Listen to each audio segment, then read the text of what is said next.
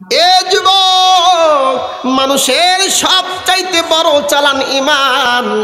ঈমান যার মধ্যে আছে সে ক্ষতিগ্রস্তর মধ্যে নাই। এই দুনিয়াতে ঈমান দুই প্রকার। এক নম্বর ঈমানের নাম হলো ভেজাল মুক্ত, আর এক প্রকারের নাম হলো ভেজাল যুক্ত। মাদান গো, ভেজাল যুক্ত ঈমান যদি আপনার হয় তাহলে আপনি ওই ঈমান দিয়ে আপনি আল্লাহ তাআলার কাছে পার পাবেন না। আপনাকে ভেজাল মুক্ত ঈমান রাখতে হইবে।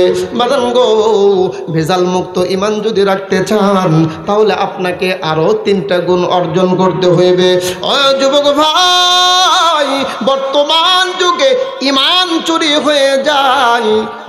মানুষের অর্থ যেমন চুরি হয়ে যায়, বাড়ি থেকে গহনা চুরি হয়ে যায়, বাড়ির থেকে গরু চুরি হয়ে যায়, বাড়ির থেকে সম্পদ চুরি হয়ে যায়। বর্তমান মুসলমানদের কাছ থেকেও ঈমান চুরি হয়ে যাচ্ছে। বলেন ঠিক কিনা? ঈমানও কিন্তু চুরি করে নিয়ে যাচ্ছে।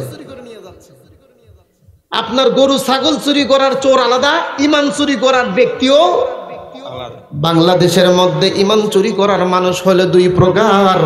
এক প্রকারের নাম হলো ভণ্ড পীরেরা।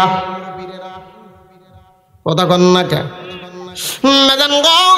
এই ভণ্ড পীর মানুষের ঈমান চুরি করে বাজান। এই ভণ্ড পীরেরা মানুষের ঈমান নষ্ট করে দেয়। এই পীরেরা মানুষের ঈমান ধ্বংস করে দিচ্ছে। ও যুবক ভাই, ঈমানকে যদি আপনি মজবুত বানাইতে চান তাহলে আপনাকে একটা কথা খেয়াল করতে হইবে, আপনাকে একটা জিনিস খেয়াল করতে হইবে।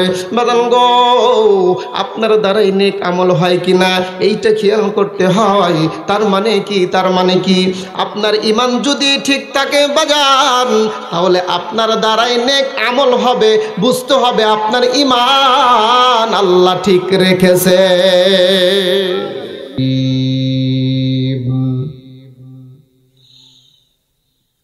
ওয়াল আসরি ইন্নাল ইনসান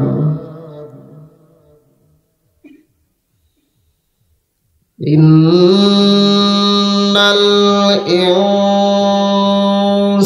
ইনসানা লাফি খুসর ইল্লাল্লাযীনা আমানু ওয়া আমিলুস সালিহাত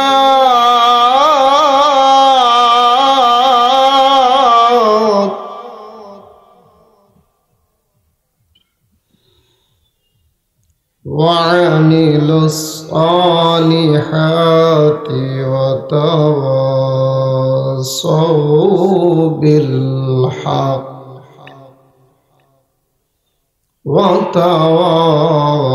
وتواصوا بالصبر صدق الله العظيم.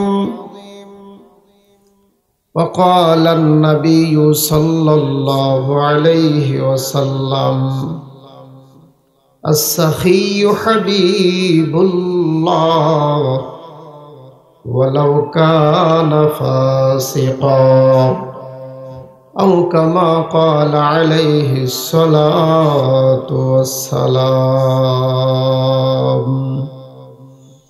وقال تعالى في شان حبيبه صلى الله عليه وسلم إن الله وملائكته يصلون على النبي يا أيها الذين آمنوا صلوا عليه وسلموا تسليما. সকলেই দরুদ শরীফ পড়ি। আল্লাহুম্মা সাল্লি আলা মুহাম্মাদ ওয়া আলা আলি মুহাম্মাদ কামা সাল্লাইতা আলা ইব্রাহিম ওয়া আলা আলি ইব্রাহিম إنك حميد اللهم بارك على محمد وعلى آل محمد كما باركت على إبراهيم وعلى آل إبراهيم إنك حميد مجيد حضرت بوذر غفاری حضرت بوذر غفاری خادم خیر البشر جس نے سارے زندگی میں نہ بنایا اپنا گھر بلغ العلا بکمالہ کشف الدجا بجمالہ حسنت جمیع خصالہ صلو সকলে জবান খুলে বালাগাল উলা বিকামালিহি কাশাফাদ দুজা বিজামালিহি হাসানাত জামিউ খিসালিহি সাল্লু আল্লাহুম্মা আমিন ربنا ظلمنا أنفسنا وإن لم تغفر لنا وترحمنا لنكونن من الخاسرين مولاي كريم ও দরদি আল্লাহ তোমার শাহী দরবারে আমরা কিছু সংখ্যক গুনাহগার বান্দা গুনার বোঝা মাথায় লইয়া রে মাওলা ও আসমানের মালিক ফকিরের মতো মিসকিনের মতো ভিক্ষুকের মতো হাত তুলিলাম আল্লাহ তাআলা আজকের এই মাহফিলটাকে তুমি কবুল করিয়া নাও ও আসমানের মালিক এই মাহফিলের সঙ্গে তোমার যেই সমস্ত বান্দা বান্দীরা জড়িত রয়েছে আল্লাহ সকলকে তুমি কবুল করিয়া নাও খাস করে আজকের যুব সমাজদেরকেও কবুল করিয়া নাও ও আসমানের মালিক যাদের জন্য আজকে এই তাফসীরুল কোরআন মাহফিল আল্লাহ তাআলা তাদেরকে তুমি দ্বীনের খাদেম হিসাবে কবুল করিয়া নাও মাওলা রে আজকের এই মসজিদের সমস্ত মুসল্লিদেরকেও কবুল করে নাও আল্লাহ তাআলা আমরা যারা দূর দূরান্ত থেকে এখানে মাহফিল শোনার জন্য আসছি আয় আল্লাহ সকলকে তুমি কবুল করিয়া নাও আয় আল্লাহ খাস করে মাওলা এই মজমার মধ্যে কার মা নাই কার বাবা নাই আয় আল্লাহ তাআলা মা বাবার কবরগুলো জান্নাতের বাগান বানায় দাও আজকের এই মাহফিলটাকে নাজাতের উসিলা বানায় দাও আল্লাহ তাআলা তোমার কাছে শেষবারের মতো দরখাস্ত করে মাওলা এই দুনিয়া থেকে যখন বিদায় নেব আল্লাহ সকলের জবান দিয়ে জারি করে দিও লা ইলাহা ইল্লাল্লাহু মুহাম্মাদুর রাসূলুল্লাহ লা ইলাহা জোরে জোরে লা ইলাহা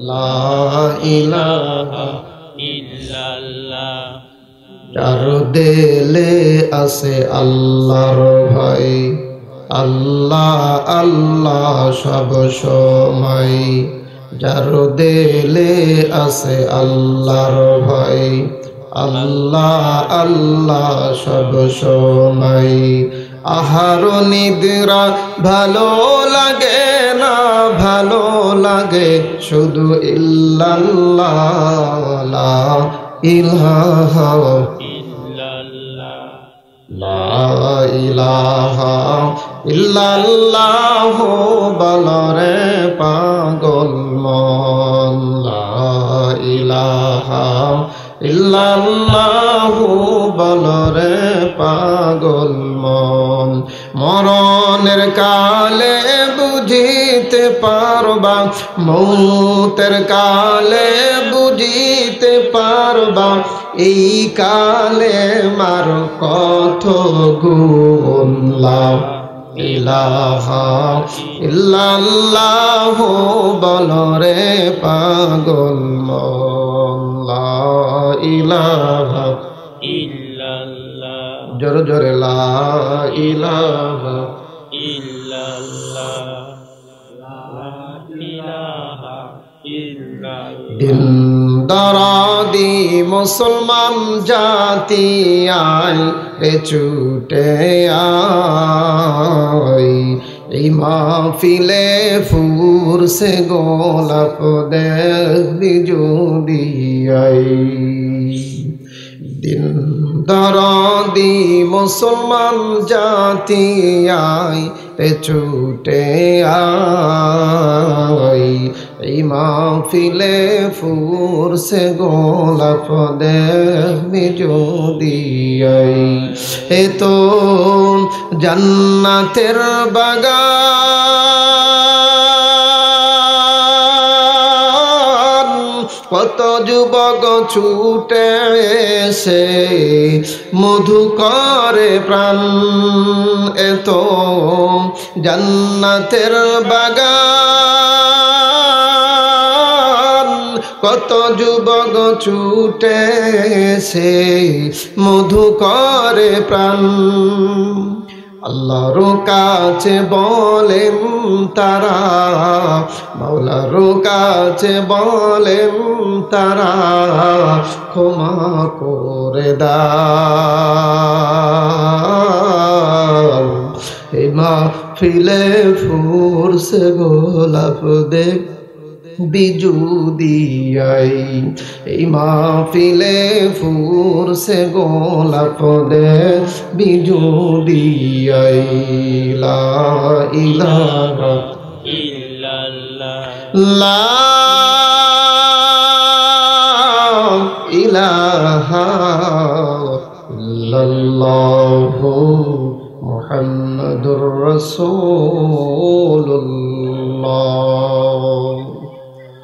সকলেই জবান খুলে বলুন সাল্লাল্লাহু আলাইহি ওয়াসাল্লাম। অষ্টম অধিবেশন কাশিয়াবেলা জামি মসজিদ ও যুব সমাজের উদ্যোগে বিশাল তাফসিরুল কোরআন মাহফিলের সম্মানিত সভাপতি সাহেব জনাব মোহাম্মদ আক্কাস আলী শেখ সমাজ সেবক কাশিয়াবেলা চকসাদি আল্লাহ তাআলা ওনাকে হায়াতে তৈয়বা দান করুন বলেন আমিন আমিন আসছেন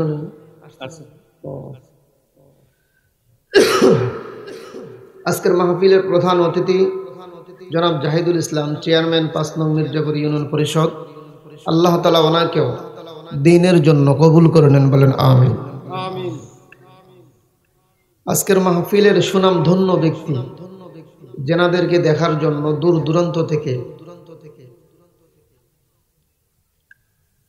আল্লাহ তাআলার আসমান থেকে অসংখ্য অগণিত ফেরেশতা অবতীর্ণ হয়েছে সেই আল্লাহ তাআলার আশিকিন জাকিরিন মুহিব্বিন বান্দারা পর্দার আড়ালে অবস্থানরত সম্মানিত মা ও বোনেরা আল্লাহ তাআলার দরবারে অসংখ্য শুকর ও সুজুদ যে আল্লাহ তাআলা আমাদেরকে আজকে এই কাশিয়াবালা জামি মসজিদ তথা জান্নাতের বাগানে আসার বসার কিছু কথা বলা এবং শোনার যিনি তৌফিক দিয়েছেন এই ক্ষমতাটা কার? সম্মানিত সুধী, বান্দার দ্বারাই যখন নেক আমল হয়, নেক কাজ হয়, তখন আপনাকে বুঝতে হবে যে আপনার ঈমানটা ভালো আছে। কারণ গাছ লাগানোর পরে সেই গাছে যদি পাতা না গজায় অথবা ফল যদি না ধরে, বুঝতে হবে আপনার গাছ মারা গেছে। কথা কন নাকি? এই মাহফিলে যতগুলো মানুষ বসে আছেন এর চাইতো অসংখ্য মানুষ ডানে বাই ঘুরতেছে। কেউ কেউ নিয়ত করছে যে আমি বাড়ির থেকে যামই না, ওই ল্যাপের মধ্যে সান্দাইছি, ওর ভিতর থেকেই শুনবো যা কয় কথা কন না কে। সম্মানিত সুধী, স্কুলে ভর্তি হয়ে কষ্ট করে লেখাপড়া করে পাশ করার এক মান, আর সারাদিন খাটাখাটনি করে সারাদিন কাজ কাম করে কোনো রকম পাশ করার আর এক মান। আপনারা আজকে স্কুলে ভর্তি হয়েছেন, কষ্ট করে আসছেন অনেক অনেক দূর দূরান্ত থেকে, আপনাদের মান আর তাদের মান সমান হবে? কখনোই না। আমি বিশেষ করে আশেপাশের যুবক ভাইদেরকে দৃষ্টি আকর্ষণ করে বলছি, তোমরা আলাপ আলোচনা না করে সরাসরি মাহফিলে চলে আসো। মাহফিল বেশিক্ষণ হবে না, ঠান্ডার দিন, তারপরও আমাদের ফজর নামাজ আছে, কথা ঠিক না? সম্মানিত সুধী, তাহলে বুঝতে হবে যে আল্লাহ তাআলা আসলে আমাদেরকে কবুল করছে বিধায় আমরা এখানে আসতে পারছি। যদি কবুল না করতেন তাহলে আমাদেরকে ওই চাষটলে বসে রাখলেন, কথা বল না কেন? অনেক মানুষ নিয়ত করছে গতকাল যে কালকে মাহফিলে যাব, বাড়ির থেকে বাড়িয়ালির কাছ থেকে ছুটিও নিছে, ওই মাহফিল পর্যন্ত আসছে, কিন্তু মাহফিলে ঢুকতে পারে না, ওই দোকানে এখানে ওখানে ওখানে এই জায়গায় গল্প গুজব করতে সময় চায়। সম্মানিত সুধী, এত সামিয়ানা, এত বেড়া, এত টাটি, এত সাজসজ্জা কিছুই করা লাগতো না, যদি খালি কোনো রকম ওই শিবগঞ্জে গতকাল গেছিল অপু বিশ্বাস, নাম শুনছেন? অপু চলচ্চিত্রের বর্তমান যুবক যুবতীরা যাই ওয়াল মনে করেন যে ডন, যাক ফলো করে যুবক যুবতীরা চলে, ওই অপু গেছিল হামাগার শিবগঞ্জে গতকাল। সে মনে করেন যে 100 টাকা টিকিট, লোক জায়গা দিবার পার না। এখানে মনে করেন ওই রকম ডানা কাটা পরে যদি একটা থাকতো তাহলে আপনারা তো চান্সই পেলেন না, বারে আপনারা আসবেরই পারলেন না, ওই যুবকরাই সামনে ঠেলাঠেলি করে অস্থির, কথা কন না কেন? সম্মানিত সুধী, কিয়ামত বেশি দূরে নয়। আল্লাহর হাবিব বলেন এমন একটা জামানা আসবে যে জামানায় মানুষ গুনাহকে প্রতিযোগিতা করে করবে, প্রতিযোগিতা, কে কার আগে গুনাহ করে জাহান্নামে যায়, কথা বোঝেন নাই? আমার এমন একটা পরিবেশে চলে আসছে। তো যাই হোক, যে মহান তাবারক তাআলা জাহিলিয়াতের যুগের ভিতর থেকে ছাঁটাই করে বাছাই করে মায়া করে মহাব্বত করে আদর করে যত্ন করে এই জান্নাতের বাগানে আসার বসার কিছু কথা বলা এবং শোনার যিনি তৌফিক দিয়েছেন, সেই আল্লাহ জাল্লা শানহুর দরবারে ঈমানের আওয়াজকে বুলন্দ করে সকলে জবান খুলে শুকরিয়া আদায় করে বলুন আলহামদুলিল্লাহ। জবানটা কার? চিৎকার করে বলেন আলহামদুলিল্লাহ। হাসতে পারে বোবা লোকে গাইতে পারে না, হাসতে পারে বোবা লোকে গাইতে পারে না, ওরা দু চোখ দিয়ে দেখতে পারে বলতে পারে না, হাসতে পারে বোবা লোকে গাইতে পারে না। ও বাজান, আমার আপনার যে জবান দিয়ে আলহামদুলিল্লাহ শব্দ পাঠ করলাম যুবক ভাই, এই জবানের মালিক একমাত্র চিৎকার করে বলতে হইবে কে? আমার আপনার মতো অনেক মানুষ সব ঠিক আছে, কিন্তু জবানটা চালু না থাকার কারণে সমাজের মধ্যে দাম নাই, কথা বলেন ঠিক কিনা? শুধু তাই নয়, আমার আপনার সঙ্গে যেই অঙ্গ প্রত্যঙ্গগুলো আল্লাহ তাআলা দিলেন, একটা অঙ্গ যদি আল্লাহ কম দিতেন তাহলে বুঝতে পারতেন আর একটা অঙ্গর কি দাম, আমার আপনার অঙ্গ প্রত্যঙ্গগুলো কি দাম। আবার একটু 1 মিনিটের জন্য চিন্তা করেন, খেয়াল করে দেখেন, গত মাহফিল যেই জায়গায় হয়েছিল ওই মাহফিল থেকে আজ পর্যন্ত অনেক মানুষ আপনাদের মাঝ থেকে বিদায় নিয়ে গিয়েছে, বলেন ঠিক কিনা? আল্লাহ ইচ্ছা করলে আমাকে আপনাদেরকেও তার এই মাহফিলের আগে নিয়ে যেতে পারতেন কিনা? ও বাজান গো, তার মানে কি আল্লাহ তাআলা আমাদেরকে ভালোবাসেন, আল্লাহ তাআলা এখনো আমাদেরকে ভালোবাসেন, যার কারণে মাহফিলের মধ্যে বৈশা রাখছেন। ও যুবক ভাই, তোমার জীবনের সময়টা তো অনেক নষ্ট করলা, তোমার জীবনের সময় তো ফুরায় ফেললা।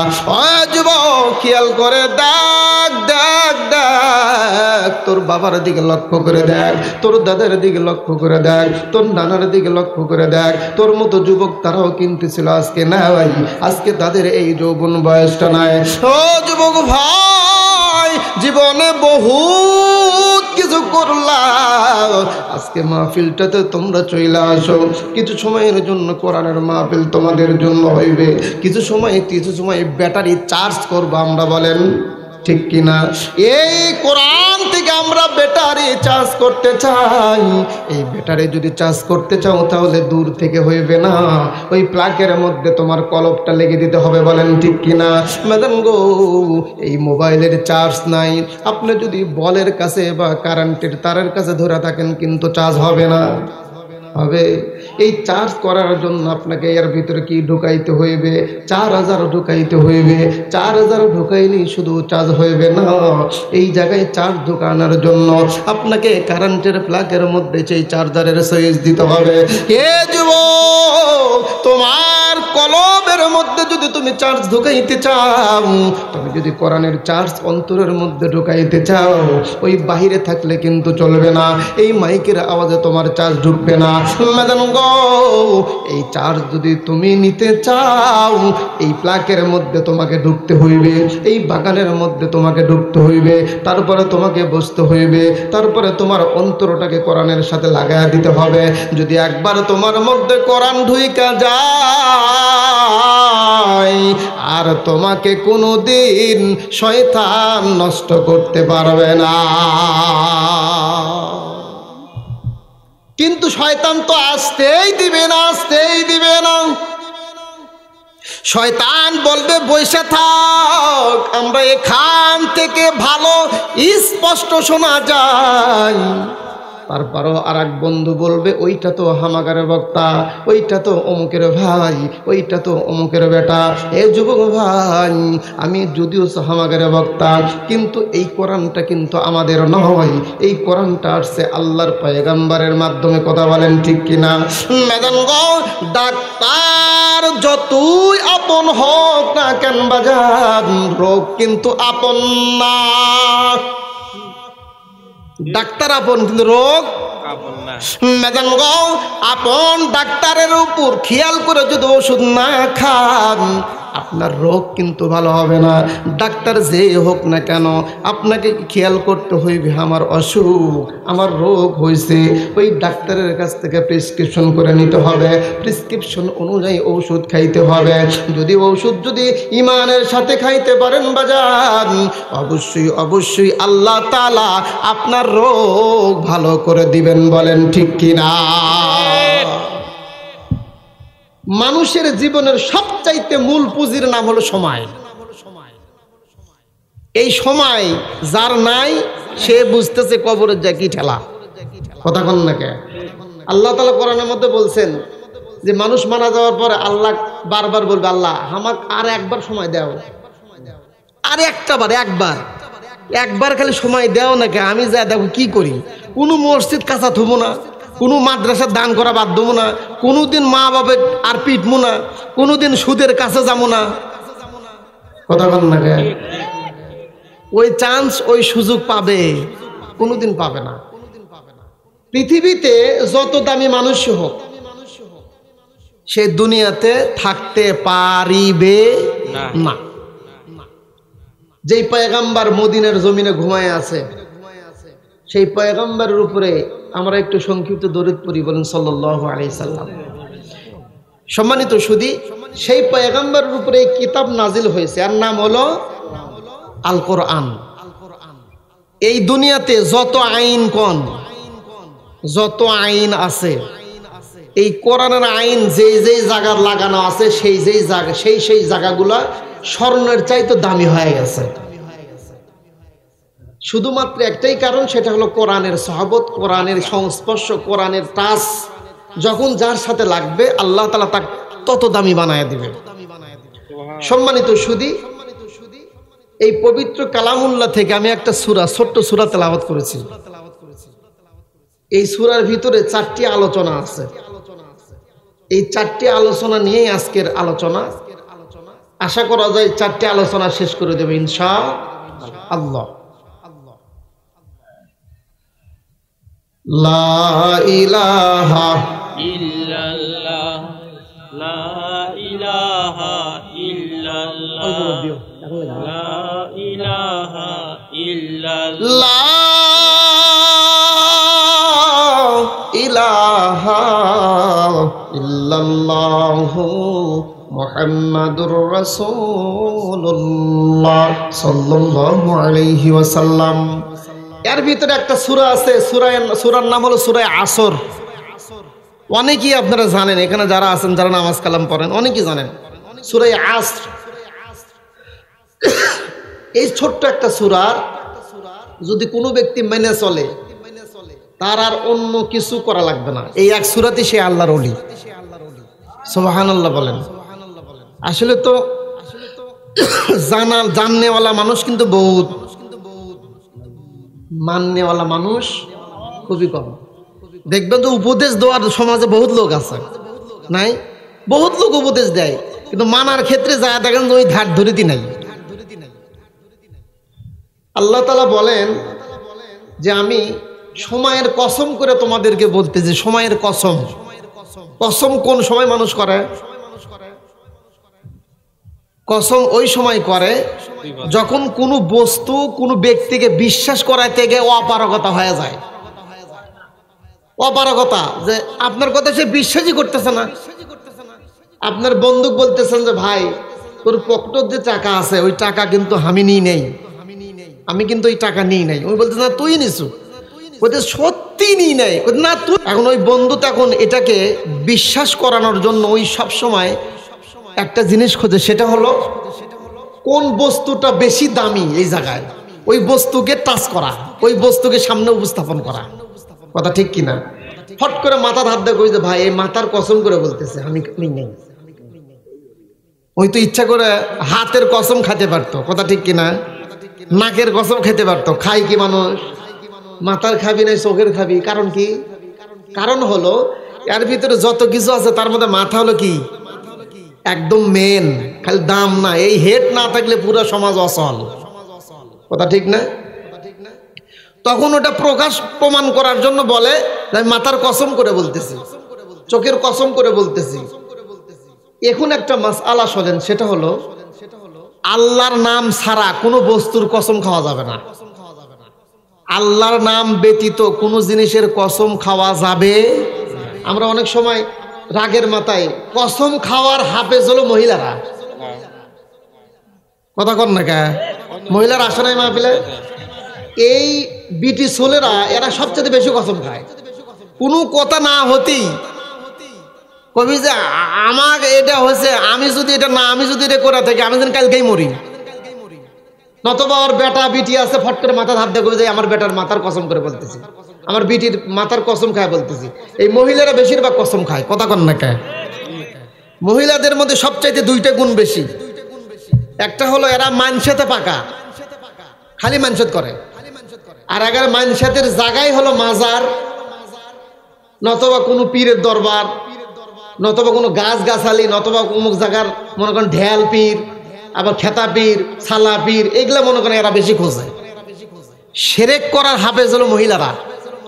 শিরক এবং মিথ্যা কসম এটা আপনাকে জাহান্নামে বিনে হিসাবে নিয়ে যাবে। বলেন নাউজুবিল্লাহ। আল্লাহর নাম ছাড়া কোনো প্রকারের কসম করা, অনেক সময় মানুষ কয় কি যে কোরআন মাথার পুতুলে দিত, বলে কি না? এই কোরআনেরও কসম খাওয়া যাবে না।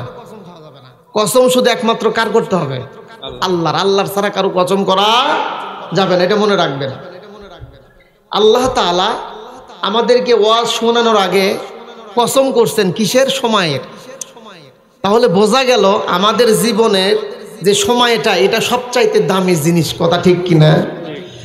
এই যে আমরা এখানে আছি, আমরা যারা ছোট ছিলাম, এক মিনিটের জন্য চিন্তা করেন তো যে ওই ছোটর জীবনটা, ওই বয়সটা আর পাবো? সম্ভব? যেটা গেছে আর জীবনও পাবেন। আর ওই সময়কার যে মজা, যে আনন্দ, জীবনেও পাওয়া সম্ভব না। যার কারণে আল্লাহ তাআলা কসম খেয়ে বললেন ওয়াল আসর, সময়ের কসম খেয়ে বললেন আল্লাহ মাদান গো সময় এত বড় মূল্যবান, আমরা তো সময়কে মূল্যায়ন করি না, যার কারণে শ্বাসটলে বৈশা রয়েছে। বলেন ঠিক কিনা? এ যুবক ভাই, সময়ের যদি মূল্যবান বুঝি, সময়ের যদি মূল্যটা বুঝি, তাহলে আমরা বিভিন্ন জায়গায় কাজকর্মের মধ্যে লিপ্ত হইব না। আমরা খেয়াল করব আমার জীবন থেকে সময় চলে যায়, এই সময়গুলো কোন পথে ব্যয় করলাম, এই সময়গুলো কোন পথে খরচ করলাম। মাদান গো সময় যদি না থাকে বাজান, ওই বড়কালের আপনি হাসরের ময়দানে মালিক ইয়াউমিদ্দিন, ওই জায়গায় গিয়ে আপনি কোনো কিছু করতে পারবেন না। মাথায় হাত থাপড়াবেন আর গায়ে হাত থাপড়াবেন, খুশি করা যাইবে না। কারণ কি, আপনার সময় তো দুনিয়াতে ফুরিয়ে ফেলাইছেন, আপনার সময় তো দুনিয়াতে শেষ করছেন। এ যুবক, আপনাকে এই জায়গায় থেকে সময় ফুরানোর আগে আপনাকে মাল সামানা জোগাড় করতে হইবে।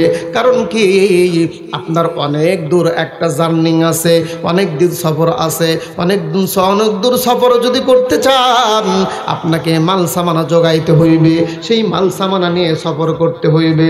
বাদান গো, আমরা যখন মারা যাই, আমরা কত বছর, কত হাজার বছর কবরে থাকতে হইবে। ওই জায়গায় যদি যাই, ওই জায়গায় যদি যাই, আমাদেরকে এই জায়গায় থেকে ওই জায়গায় মাল সামানা নিয়ে যেতে হবে। বলেন ঠিক কিনা? ওখানে গিয়ে আপনি আফসোস করবেন, কোনো লাভ হবে? এখান থেকে আপনাকে মাল সামানা নিয়ে যেতে হবে। এই যে কাল থেকে আপনার তবলিগ জামাত অর্থাৎ বিশ্ব ইস্তেমা শুরু, কাল থেকে এখন আপনি ইস্তেমাত গেছেন, লাঠি ঠসা কি আপনার ঘটি বাটি পাটি পুটি কিছুই নিয়ে যান নাই, ওই জায়গায় যে আপনার বিপদ হবে না। ওই জায়গায় যাওয়ার আগে আপনাকে বিছানা গোছ করতে হবে, টাকা নিতে হবে, মাল সামানা নিতে হবে। কথা ঠিক কিনা? এইরকম একটা সফর আমাদের আছে কিন্তু সামনে, সেটা হলো মৃত্যু। ওই সফরটাতে অনেক জিনিস দরকার, যার কারণে এই সময়টা আল্লাহ তাআলা দিছে ওই মাল সামানাগুলো যোগানোর জন্য। আল্লাহ তাআলা বলতেছেন ওয়াল আসর, আমি সময়ের কসম করে বলতেছি, ইন্নাল ইনসানা লাফি খুসর, অবশ্যই প্রত্যেকটা মানুষ ক্ষতিগ্রস্তের মধ্যে আছে। বলেন নাউজুবিল্লাহ। প্রত্যেকটা মানুষ বলতে কি বোঝায়? খালি এখানে আমরা এই কয়েকজন, তাই সারা পৃথিবীতে যত মানুষ আছে, কিসের ছেলে, কিসের মেয়ে, কিসের ছোট, কিসের বড়, কিসের ধলা, কিসের কালো, কিসের কাটো, কিসের লম্বা, কিসের কৃষক, কিসের চাকরিজীবী, কিসের এমপি, কিসের মন্ত্রী, কিসের আপনার ব্যারিস্টার, আপনার ওসি ডিসি, যাই হোক না কেন, মোট কথা প্রত্যেকটা মানুষ ক্ষতিগ্রস্তর মধ্যে। ইল্লা, আল্লাহ বলতেছে তবে, এই ইল্লা শব্দ ব্যবহার করা বুঝাইতেছে যে সবাই না। যেই ব্যক্তির মধ্যে 4টা গুণ থাকবে সেই ব্যক্তি ক্ষতিগ্রস্তর মধ্যে নাই। যেই ব্যক্তির মধ্যে কয়টা গুণ? 4টা গুণ থাকবে, সে ক্ষতিগ্রস্তর মধ্যে। 1 নাম্বার, ইল্লাল্লাযীনা আমানু, সবাই ক্ষতিগ্রস্তর মধ্যে আছে, ইল্লা তবে সবাই নয়। ইল্লাল্লাযীনা আমানু, যাদের মধ্যে ঈমান থাকবে, ঈমান। এ যুবক, মানুষের সবচাইতে বড় চালান ঈমান। ঈমান যার মধ্যে আছে সে ক্ষতিগ্রস্তর মধ্যে নাই। এই দুনিয়াতে ঈমান 2 প্রকার। 1 নাম্বার ঈমানের নাম হলো ভেজাল মুক্ত, আর 1 প্রকারের নাম হলো ভেজাল যুক্ত। মাদান গো, ভেজাল যুক্ত ঈমান যদি আপনার হয়, তাহলে আপনি ওই ঈমান দিয়ে আপনি আল্লাহ তাআলার কাছে পার পাবেন না। আপনাকে ভেজাল মুক্ত ঈমান রাখতে হইবে। মাদান গো, ভেজাল মুক্ত ঈমান যদি রাখতে চান, তাহলে আপনাকে আরো 3টা গুণ অর্জন করতে হইবে। ও যুবক ভাই, বর্তমান যুগে ঈমান চুরি হয়ে যায়। মানুষের অর্থ যেমন চুরি হয়ে যায়, বাড়ি থেকে গহনা চুরি হয়ে যায়, বাড়ির থেকে গরু চুরি হয়ে যায়, বাড়ির থেকে সম্পদ চুরি হয়ে যায়। বর্তমান মুসলমানদের কাছ থেকেও ঈমান চুরি হয়ে যাচ্ছে। বলেন ঠিক কিনা? ঈমানও কিন্তু চুরি করে নিয়ে যাচ্ছে। আপনার গরু ছাগল চুরি করার চোর আলাদা, ঈমান চুরি করার ব্যক্তিও আলাদা। বাংলাদেশের মধ্যে ঈমান চুরি করার মানুষ হলো 2 প্রকার। 1 প্রকারের নাম হলো ভণ্ড পীরেরা। কথা কন না কে? এই ভণ্ড পীর মানুষের ঈমান চুরি করে বাজান। এই ভণ্ড পীরেরা মানুষের ঈমান নষ্ট করে দেয়, এই পীরেরা মানুষের ঈমান ধ্বংস করে দিচ্ছে। ও যুবক ভাই, ঈমানকে যদি আপনি মজবুত বানাইতে চান তাহলে আপনাকে একটা কথা খেয়াল করতে হইবে, আপনাকে একটা জিনিস খেয়াল করতে হইবে। বাদাম গো, আপনার দ্বারাই নেক আমল হয় কিনা এইটা খেয়াল করতে হয়। তার মানে কি? তার মানে কি? আপনার ঈমান যদি ঠিক থাকে বাজান, তাহলে আপনার দ্বারাই নেক আমল হবে। বুঝতে হবে আপনার ঈমান আল্লাহ ঠিক রেখেছে। এই পৃথিবীতে একজন নবী আসছিলেন, তার নাম হযরত ইব্রাহিম খলিলুল্লাহ। নাম শোনেন নাই? এই ইব্রাহিম নবী আসার জন্য, মানে বাধা দেওয়ার জন্য, যেন না আসতে পারে, সেই জন্য আল্লাহর একজন শত্রু বাধা দিয়েছিল যেন ইব্রাহিম দুনিয়াতে না আসতে পারে। এখন কথা বলেন, আল্লাহ যদি কোনো কাজ করতে যায়, যদি আল্লাহ কয় যে আমি এটা করব, আর সারা পৃথিবীর লোক যদি বাধা দেয়, পারবে? সম্ভব? কোনোদিনও আটকাতে পারবে না। ইব্রাহিম পয়গম্বর দুনিয়াতে আসার আগে ওই রাজ্যের রাজা ছিল হলো নমরুদ। এই নমরুদ একদিন সিংহাসনে বসে আছে, এরকম খেয়াল করে দেখে তার যে রাজা, তার যে প্রজাগুলো আছে, তার যে সৈন্য বাহিনীগুলো আছে, এমপি মন্ত্রী মিনিস্টার যারা আছে, তারা মাথা নিচু করে বসে আছে। মাথা নিচু করে বসে আছে। নমরুদ খেয়াল করে, কি ব্যাপার? প্রত্যেক দিন ভরা মজলিস হাস্যোজ্জ্বল চেহারা থাকে, আর আমার যারা একদম প্রাইভেট সেক্রেটারি, যারা আমার নিকটতম লোক, এমপি মন্ত্রী মিনিস্টার যারা, এদের মন খারাপ। কারণ কি? ওই সময়কার জামানা ছিল হলো গণক ঠাকুরদের মনে করে চলাচল ছিল ওই সময়। এক গণক মাথা উঁচা করে বলতেছে, রাজা মশাই একটা কথা বলতে চাই, আপনি মানে কি মনে করেন? বলো। বলতেছে যে আপনার অবস্থা খারাপ। নমরুদকে যখন বলছে যে আপনার অবস্থা খারাপ, তখন লাভ দেওয়া কয় কি? কিসের অবস্থা খারাপ? এক সাইডে আমি মনে করো দেশ চালাতেছি, কোনো বাধা বিঘ্ন নাই, কেউ বাধা দেওয়ার মতো নাই, আমার অবস্থা খারাপ মানে? এখন ওই গণক, ওই ঠাকুর, আপনার জ্যোতিষী বলতেছে, বাদশাহ আজকে রাত্রিতে আমরা একটা আসমানে একটা চাঁদ দেখলাম, তারকা দেখলাম, তারকা। এই তারকা দেখে আমরা বুঝে নিলাম যে আপনার ভবিষ্যৎবাণী খুবই খারাপ, ভবিষ্যৎবাণী খুবই খারাপ। যার কারণে আমরা মনে করতেছি যে এই রাজ্যের ভিতরে একজন মানুষ আবির্ভাব হবে, সে দুনিয়াতে আসে, দুনিয়াতে আসার পর আপনার এই ক্ষমতার চেয়ার সে আপনার দখল করে ফেলবে, আপনার রাজত্বগিরি ধ্বংস করে দিবে। নমরুদের মাথা গরম হয়ে গেছে, কয় গিরে। নমরুদ এখন তার প্রশাসন বাহিনী নিয়ে এখন একটু মিটিং, জরুরি মিটিং বসাইছে, কি করা যায়, অবস্থা তো খারাপ, বুদ্ধি কি? গণক ডাক দিয়া বলতেছে, বাদশা মহোদয় আমার ক্ষুদ্র মাতার একটা জ্ঞান আপনাকে দিতে চাই, এইটা যদি বাধা দিতে পারেন তাহলে আপনি বাঁচবেন, আর যদি বাধা না দেন তাহলে আপনার বড় বিপদ হইবে, বড় বিপদ হইবে। নমরুদ ডাক দেয়া বলে, গণক বাধা দিব তবে ঠিক আছে গণক, কিন্তু কেমনে বাধা দিব, কেমনে বাধা দিব, এই বাধা দেওয়ার প্ল্যান প্রোগ্রাম কেমনে করব, কোন সিস্টেমে কোন তরিকায় বাধা দিব? এ যুবক ভাই, আমার আল্লাহ যেই কাজ করতে চায় পৃথিবীর কোনো মানুষ সেইটাকে বাধা দিতে পারবে না, বলেন ঠিক কিনা? আমার আল্লাহ যেই কাজ করতে চায় না পৃথিবীর কোনো মানুষ সেইটাকে করা নিতে পারবে। এই যে কয়েকদিন পূর্বে সূর্যের তাপ নাই, কোন মানুষ চেষ্টা করে পারবে? আল্লাহ ইচ্ছা করে যখন সূর্যের তাপ দিছে তখন আমরা পাইছি, বলেন ঠিক কিনা? এ যুবক ভাই, আল্লাহ তাআলা কোরআনের মধ্যে বলেন, তাবারাকাল্লাযী বিয়াদিহিল মুলক ওয়া হুয়া আলা কুল্লি শাইইন কাদির। ও দুনিয়ার মানুষ, এই পৃথিবীর বাদশা হইলাম আমি, এই পৃথিবীর মালিক হইলাম আমি।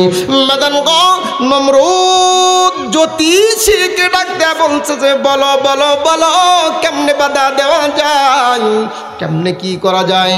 একজন জ্যোতিষী দ্বারা বলতেছে বাদশা মহোদয়, এটাকে বাধা দেওয়ার বুদ্ধি তো আমাদের নাই, আমরা তো এইটার বুদ্ধি পাচ্ছি না, তাহলে কেমনে বাধা দেওয়া যায়। নমরুদ তার মন্ত্রী ছিল, মন্ত্রীর নাম হলো হারান। কি নাম?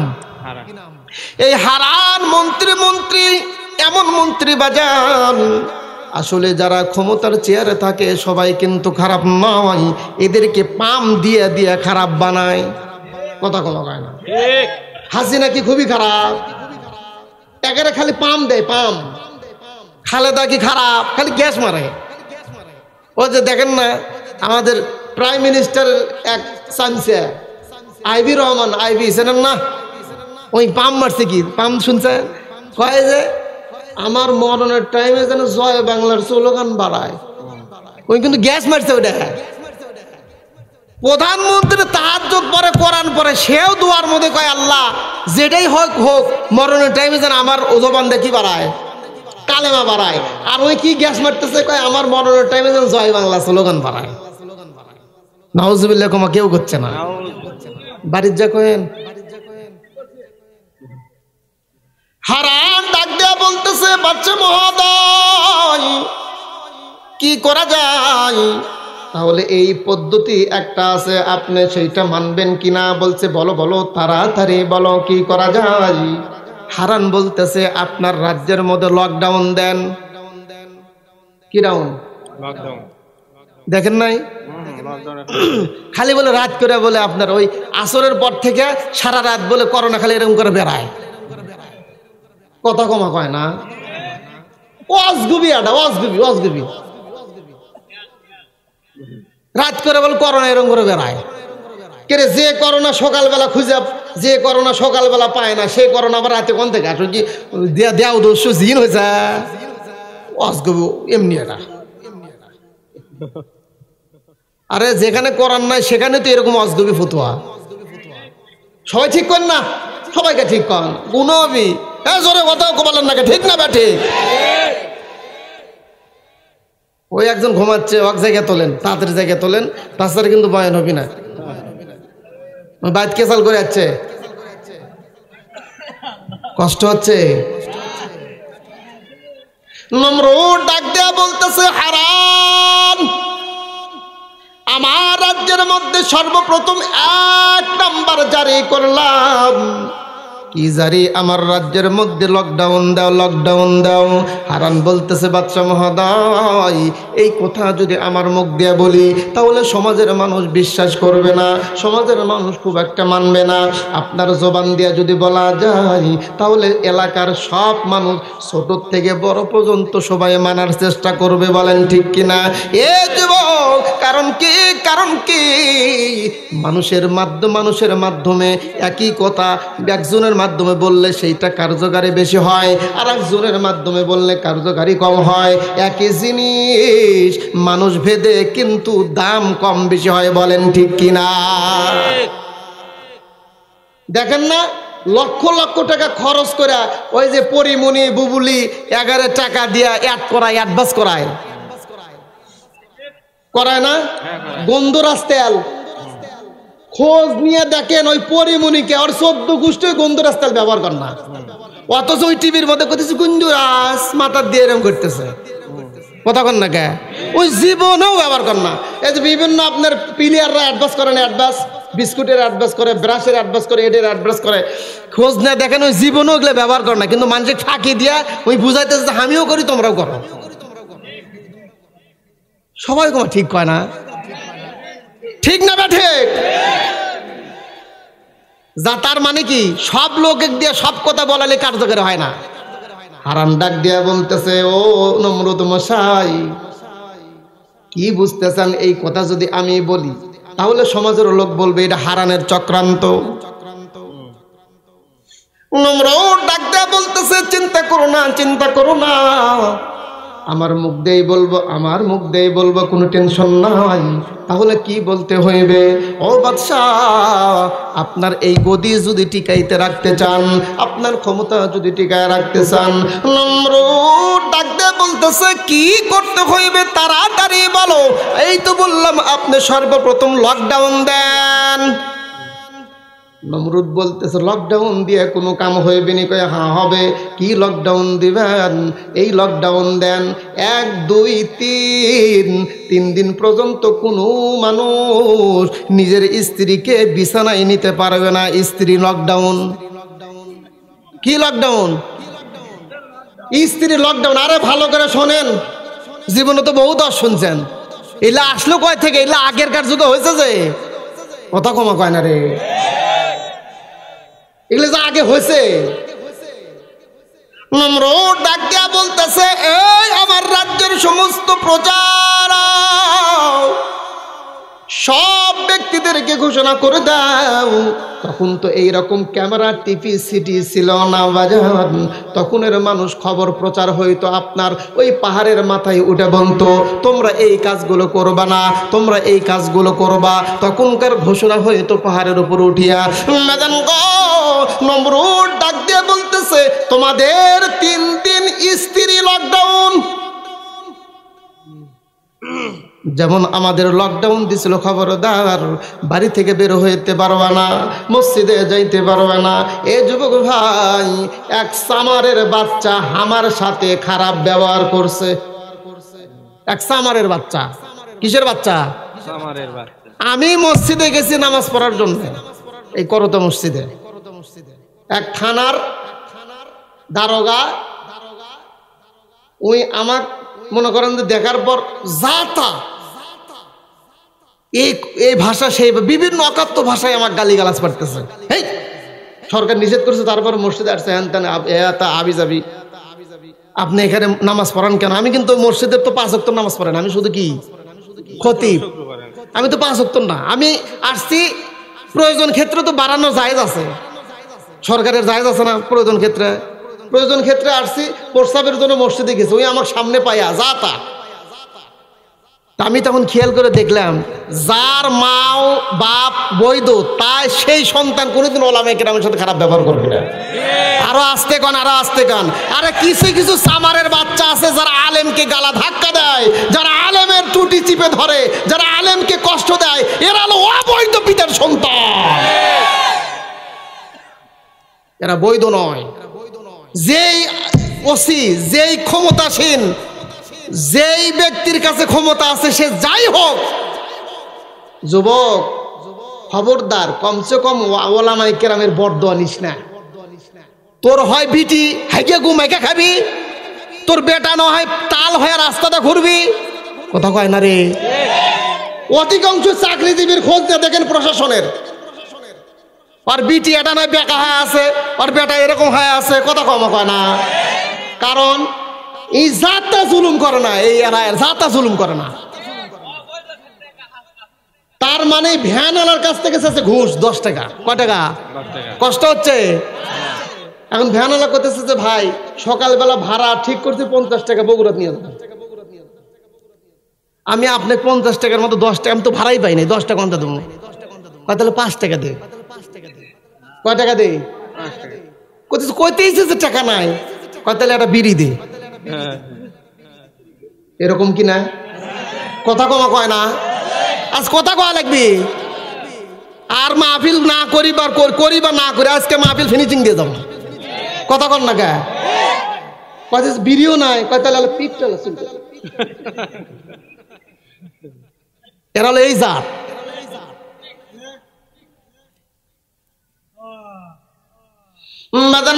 লকডাউন দিল নমরুদ, মনে আছে? নমরুদ লকডাউন ডাক দিয়ে বলতেছে এই আজকের থেকে 3 দিন পর্যন্ত স্ত্রী ডাউন। কি ডাউন? খবরদার আমার রাজ্যের কোন স্বামী স্ত্রী এক বিছানায় ঘুমাইতে পারবে না। এ যুবক ভাই, আমার আল্লাহ তো সেই আল্লাহ যে আল্লাহ স্বামী স্ত্রীর মেলামেশা ছাড়াও সন্তান দেয়। করে না, এগুলা কি বাদ থেকে কে চালি করে যাচ্ছে নাকি?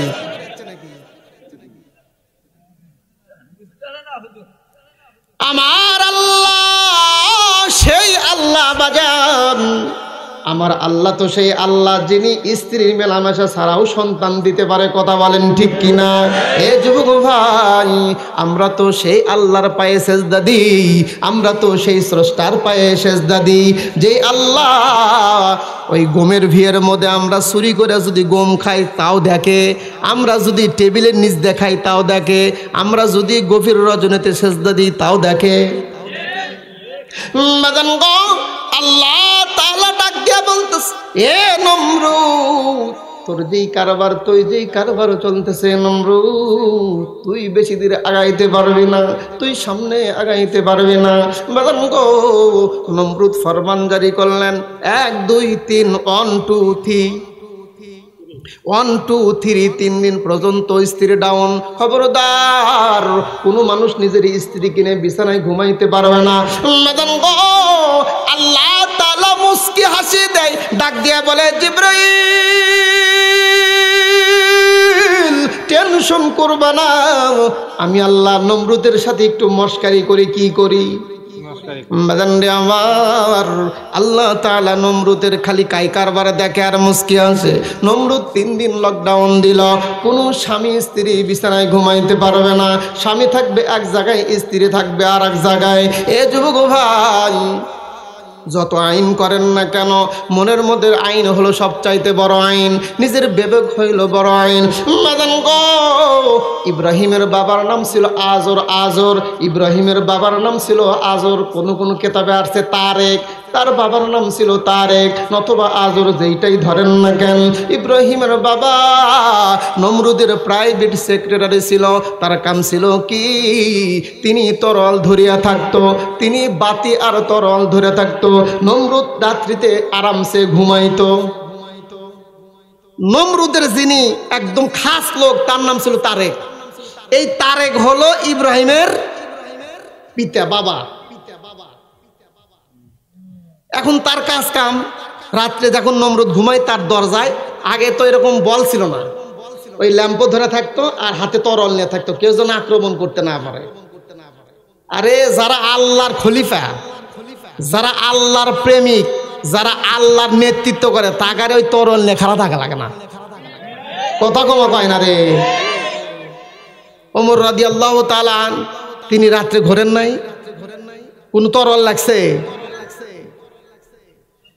এখন মনে করেন যে হাতে তরোয়াল, হাতে হলো ল্যাম্প। নমরুদ ডিঢারছে, নাকে তেল দেখুম পড়তেছে, যে লকডাউন দিছে, যা কেউ জনের রাস্তাত কেউ বাড়াবে না, আর নিজের মনে করেন বৈধ বউ কেউ নিবার পারবে না। এখন বউ নিবার গেলে অত অনুমতি নেওয়া লাগবে। নমরুদ আরামসে ঘুমায়। এমত অবস্থায় ইব্রাহিম পয়গম্বরের মার মধ্যে একটা উত্তেজনা পয়দা করে দেয় বাজার। তারেকের মনের মধ্যে একটা মেলামেশার উত্তেজনা পয়দা করে দেয়। এই যুবক ভাই, আল্লাহ তাআলা সমস্ত ক্ষমতার মালিক, কথা বলেন ঠিক কিনা? মা চিন্তা করতেছে তাহলে কি করা যায়, আজকে আমার স্বামীর সঙ্গে একটু দেখা করা লাগবে। বাড়ির তো নমরুদের রাজপ্রাসাদের পাশেই তো হলো তার প্রজার বাড়ি, অর্থাৎ তারেকের বাড়ি। ফুসকিদে দেখে যে দারোয়ান, নমরুদের বাসার দারোয়ান, নমরুদের পৌরি সব গন্ধ আর মালিককে আল্লাহ। এ যুবক ভাই, তাফসিরের মধ্যে আসছে নমরুদ যখন ঘুমায়া যায়, তার দারোয়ান ঘুমায়া যায়, তার পৌরিগুলো ঘুমায়া গেছে। ইব্রাহিম পয়গম্বরের মা যখন ফুসকি দিয়ে দেখে যে হ্যাঁ রাস্তা ক্লিয়ার, রাস্তা ক্লিয়ার, বেতন গো, ইব্রাহিম পয়গম্বরের মা হাঁটি হাঁটি পা পা করে যখন নমরুদের ওই দরজার মধ্যে যায়, সেই প্রহরী তারেকের সঙ্গে যখন দেখা হয়ে যায়, দুইজন যখন একত্রিত হয়ে যায়, আল্লাহর ফজলে বান্দা ইব্রাহিম পয়গম্বর তারেকের ঔরস থেকে মার গর্ভে চলে আসে। বলেন সুবহানাল্লাহ। একটা প্রবাদ কথা আছে যে গায়ে বাছুরের মিল থাকলে সব জায়গা চলে। কথা কন না কে? যেই নমরুদ ফরমান জারি করলো যে খবরদার 3 দিন পর্যন্ত কেউ স্ত্রীকে কাছে নিতে পারবে না, আর আল্লাহ কইতেছে এই বেকুব স্ত্রী কাছে নেওয়া লাগবি না রে, তোর বিছনাতে কাম হবি। কথা কমা কয় না, ওয়াজ বোঝেন না আপনারা? আরে এটাই তো আমার আল্লাহর কারিশমা। কি কোন সে আল্লাহ নাই? 1 সেকেন্ডের মধ্যে তোমার গদি কোন জায়গা থেকে কোন জায়গা ফালাবে তুমি টেরই পাবে না। নমরুদের বাড়ির মধ্যে কাম, মা বাবা দুইজনই সন্তুষ্ট বাজার। 3 দিন পর্যন্ত লকডাউন, প্রথম রাত্রিতে কাম হয়ে গেছে। এ যুবক ভাই, সেই আল্লাহর পায়ে সেজদা দাও যেই আল্লাহ শত্রুর ঘরের মধ্যে আল্লাহর ওলিকে লালিত পালিত করে, ঠিক কিনা?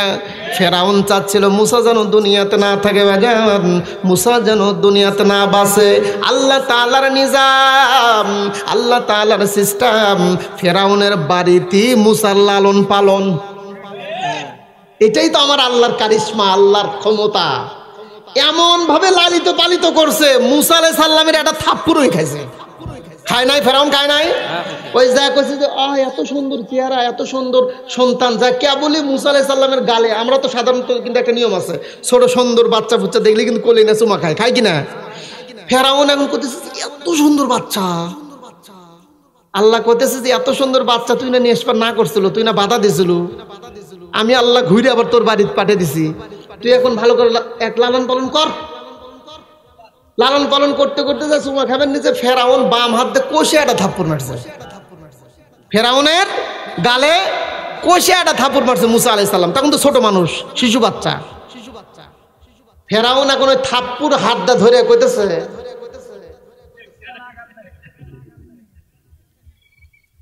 কইতেছে এই শিশু সন্তানের থাপ্পড় এটা না। কথা কন না কে? কথা ওর সত্য, ঠিক বলছে। এটা কিন্তু শিশু সন্তানের থাপ্পড় না, এটা হলো ফেরেশতার থাপ্পড়। কথা ঠিক কিনা? হারিসমা এ যুবক ভাই, আল্লাহর পয়গম্বর ইব্রাহিম পয়গম্বর মার গর্ভে চলে আসলো। পরের দিন নমরুদ কি করলো? ঘুম থেকে জাগৃত হইল। ঘুম থেকে জাগৃত হইয়া মুসনাদে যাওয়ার আগে, সিংহাসনে যাওয়ার আগে তারেকের চেহারার দিকে তাকাইয়া দেখে তার চেহারার মধ্যে কেমন যেন নূর চুমকায়, নূর চুমকায়। এ যুবক, নূর তো চুমকাইবে, কারণ কি? আমার আল্লাহর ইশারায় তো কাম ফাইসালা হয়ে গেছে। বাদান রে আমার, ওই তারেকের চেহারার মধ্যে কেমন যেন নূর চমকায়। আমি বাদান গো, নমরুদ তারেককে ডাক দেয়া বলতেছে, তারেক আজকে চেহারাটা তোর কেমন যেন সুন্দর দেখা যায়। বাদান গো, সে তো চিন্তা করতেছে আজকে রাতে কি হয়েছে, ঠিক কিনা? কেউ জানে? কে জানে? তারেক নমরুদের কাছে মাথা নত করে দেয়, মাথা নত করে দিয়ে বলতেছে, ও রাজামশাই, আমার মাথাটা একটু দোয়া করে দেন, আল্লাহ যেন, আমাদের ভগবান যেন আরো চেহারার মধ্যে নূর দেয়। এ বাজান, নমরুদের কাছে যখন মাথা দেয়, নমরুদ হাত দিয়ে দোয়া করে দেয়, তার মাথার উপর হাত বলা দেয়। মেদান গো, তারেকের কাছে দোয়া করে দিয়েছিল। যেই ফরমান জারি করলো, আবার সেই অপরাধীকে আবার দোয়া করে দিল। কথা কন না কে? এইটাই আল্লাহর খেলা। আরে সে আল্লাহ নাই? ধৈর্য ধরেন, ধৈর্য ধরেন, ফায়সালা হবে ইনশাআল্লাহ। কথা বলেন না কেন? যাই আপনাকে জুলুম করছে, যার অত্যাচারে এলাকা থাকতে পারেন না, আল্লাহ সে আল্লাহ আছে, ওই অত্যাচারে কি আপনার সামনে লাঞ্ছিত করবে। কথা বলেন ঠিক কি না? আর বেশি দিন নয় ইনশাআল্লাহ। মাথার দোয়া করে দিতেছে, আল্লাহ করতেছে কি বোকা না, তুই ফরমান জারি করলি যে খবরদার কেউ জানে এক জায়গার হতে না পারে, তুই আবার দোয়াও করে দিতেছ, দে তোক দিয়ে দোয়া করে নেব, দে তুই দোয়া করে দে। ওই যে অনেকদিন আগে ছোটবেলায় একটা শাস্ত্র শুনছিলাম, ওই অনেক ছেলে পেলে রাত্রে কিন্তু দেখা যায় মুরগি চুরি করে পিকনিক খায়, আছে না? আমার এটা কিন্তু বাস্তব ঘটনা বলতেছে, কোরআনেরও না হাদিসেরও না। মন খারাপ করতেছেন? এখন যে ছল বল ওই মুরগি চুরি করে, কি রে পিকনিকটার সাথে বহুত কাছে, এরকম আদর করে তো কেউ খিলে নাই না বারে। আসলে সোলবেলা এখন ভালো হয়ে গেছে, মোটামুটি ভালো হয়ে গেছে। রান দিয়ে ওরা সব বেটে চুরে খায়। পরের দিন সকালবেলা মামার মা কোথায় মুরগি, আমার বড় ইয়া নাই, মোরগ নাই। খোঁজ নিয়ে দেখে যে ওই বাড়ির সোলবল দুষ্টামি করে চুরি করে খাইছে। বিচার তখন করতেছে, বিচার যেরেই করেন আমার মামাক ছাড়া বিচার হবে না। তার মানে মামা করতেছে আমি আবার কি করলাম, মামা ওই যে রামটা যে খেলেন কই হাই সর্বনা বিচার আর থাকে। আল্লাহ তাআলা নমরুদকে বলতেছে, নমরুদ তোর হাত দেই দোয়া করে দে, তোক দেই খিলাম, কথা বলেন ঠিক কিনা? এ বাজার নমরুদ মাথায় হাত দিয়া দোয়া করে দিল। পরের দিন কি করলো, দোয়া করে দে এইরকম সিংহাসনে বসছে। বাজান গো, সমস্ত গণক ঠাকুর জ্যোতিষীর মন খারাপ, সমস্ত জ্যোতিষীর মন খারাপ। নমরুদ ডাক দিয়া বলতেছে, কি ব্যাপার আজকে মন খারাপ কেন? সবে মাত্র আজকে স্ত্রী ডাউন, একদিন গেল, তারপরে 2 দিন, তারপরে 3 দিন, আজকে কেন মন খারাপ? আজকে তো মন খারাপ হওয়ার কথাই না।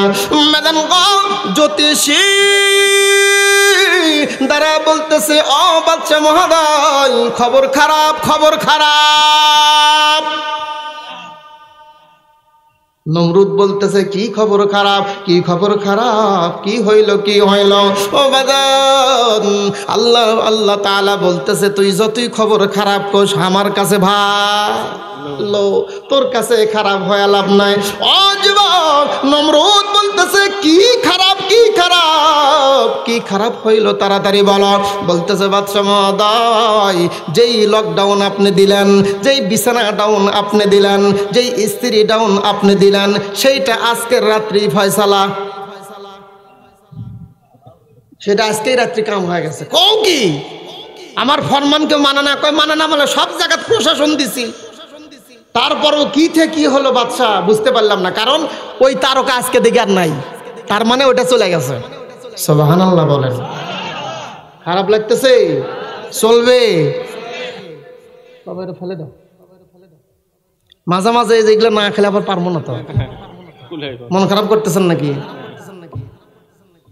লা ইলাহা ইল্লাল্লাহ, লা ইলাহা ইল্লাল্লাহ, লা ইলাহা ইল্লাল্লাহু মুহাম্মাদুর রাসূলুল্লাহ সাল্লাল্লাহু আলাইহি ওয়াসাল্লাম। মাদান গো, জ্যোতিষী যখন ডাক দেয়া বলল, আজকে রাত্রি কাম হয়ে গেছে। ও বাদশা মহোদয় হারানকে ডাকো, হারানকে ডাকো। হারানকে ডাক দিয়ে বলতেছে, হারান তুমি না বলছিলা কি করবা, লকডাউন দিলাম তারপরও মানতে পারলাম না। ও বাদাম গো, হারান ডাক দিয়ে বলতেছে, যেহেতু কাম ফয়সালা হয়েছে তাহলে আরেক পদ্ধতি বের করেন, যদি ঠেকাইতে চান তাহলে আরেক পদ্ধতি বের করেন, আরেক সিস্টেম বের করেন। বাদাম গো, আল্লাহর বান্দা হারান ডাক দিয়ে বলতেছে, বাদশা মহোদয় এখন এমন একটা সিস্টেম বের করেন, যেই সমস্ত গর্ভবতী মহিলারা এই 10 মাসের মধ্যে যাদের সন্তান হইবে সেই সমস্ত সন্তানগুলোকে হত্যা করার ব্যবস্থা করেন। জোরে বলা যাবে না নাউযুবিল্লাহ? ম্যাডাম গো, ক্ষমতার জন্য মানুষ জবাই করা এটা নতুন কিছু নয়, কথা কয় না। আমার জন্য হাজার হাজার মানুষ মারা যাবে, সেই ক্ষমতা আমি কোনোদিন থাকতে পারবো না। এইটাই হলো আসল ক্ষমতাসীন মানুষ। আমি খেয়াল করে দেখলাম আমার জন্য শত শত লোক মারা যায়, সেই ক্ষমতা আমার দরকার নাই, সেই ক্ষমতার দরকার নাই। এইটা হলো আসল নেতা। আর যেই নেতা কয় হাজার হাজার মানুষ যাক তারপরও চেয়ার ছাড়বো না, এই হলো বাটপার, কথা কয় না রে। নমরুদ ডাক দেয়া বলতেছে, এ হারান ফরমান জারি করে দাও, ফরমান জারি করে দাও। কি ফরমান জারি করে দাও? এই 10 মাসের মধ্যে যেই সমস্ত মেয়েদের বাচ্চা হইবে, যেই সমস্ত মেয়েদের পেটে বাচ্চা আসবে, এই বাচ্চাগুলো প্রসব হওয়ার পর কি করবা? কেউ যেন এই বাচ্চাগুলো জীবিত না রাখে। মা মায়েদের তো মন নরম, কথা ঠিক কিনা, কিন্তু সরকারের হুকুম তাদের বাচ্চা হওয়ার কারণে তাদেরকে হত্যা করা হইবে, এই ফরমান জারি করলো।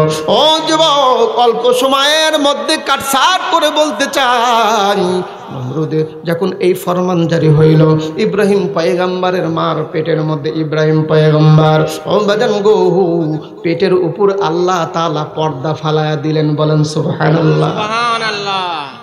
সাধারণত পেটের মধ্যে বাচ্চা থাকলে বোঝা যায়, কিন্তু আল্লাহ তাআলা কি করলেন, ইব্রাহিমের মার পেটের উপর পর্দা ফালায়া দেয়, যেন কোনো মানুষ বুঝতে না পারে।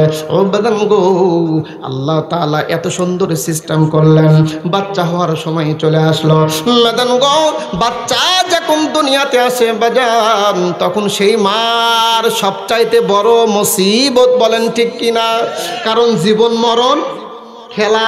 এই জন্য অনেক মায়েরা বাচ্চা হওয়ার আগে স্বামীর কাছ থেকে মাপ চায়, স্বামীর কাছ থেকে বিদায় চায়, স্বামীর কাছ থেকে বিভিন্ন ধরনের ক্ষমা চায়। বর্তমান এই জিনিসটা নাই, কারণ কি, এখনকার মহিলারা ব্যথা সহ্য করতে চায় না, খালি ক্লিনিক কতক্ষণ না কে, ওই মাপ চাওয়ারও সময় পায় না, কারণ ওর সোল হওয়ার আগ থেকেই কইছে হামাক কিন্তু শেরপুর নিয়ে যা জব করা লাগবি, কতক্ষণ না কে, ওই 10টা মুরগি পালছে ওই সিজার করার জন্য, ঠিক কিনা। আর বর্তমান সিজার তো মহিলাদের একটা ফ্যাশনও হয়েছে, শুনছো হামাক না সিজার করে সল হয়েছে আমার, মানে সিজার একটা ফ্যাশন এসে গেছে। নাউজুবিল্লাহ বলেন। নাউজুবিল্লাহ। আল্লাহর বান্দি কি করবে, বাচ্চা হওয়ার সময় হয়ে গেছে, এমত অবস্থায় তিনি একটা সিদ্ধান্ত করলেন যে আমি যে শহরে বসবাস করি, যেহেতু বাদশা যেখানে থাকে তার আশেপাশে তারা থাকে, আমার এখান থেকে সরতে হবে। যদি কোনো রকম টের পায় তাহলে তো আমার এই বাচ্চার করুণ অবস্থা হবে, কথা ঠিক কিনা।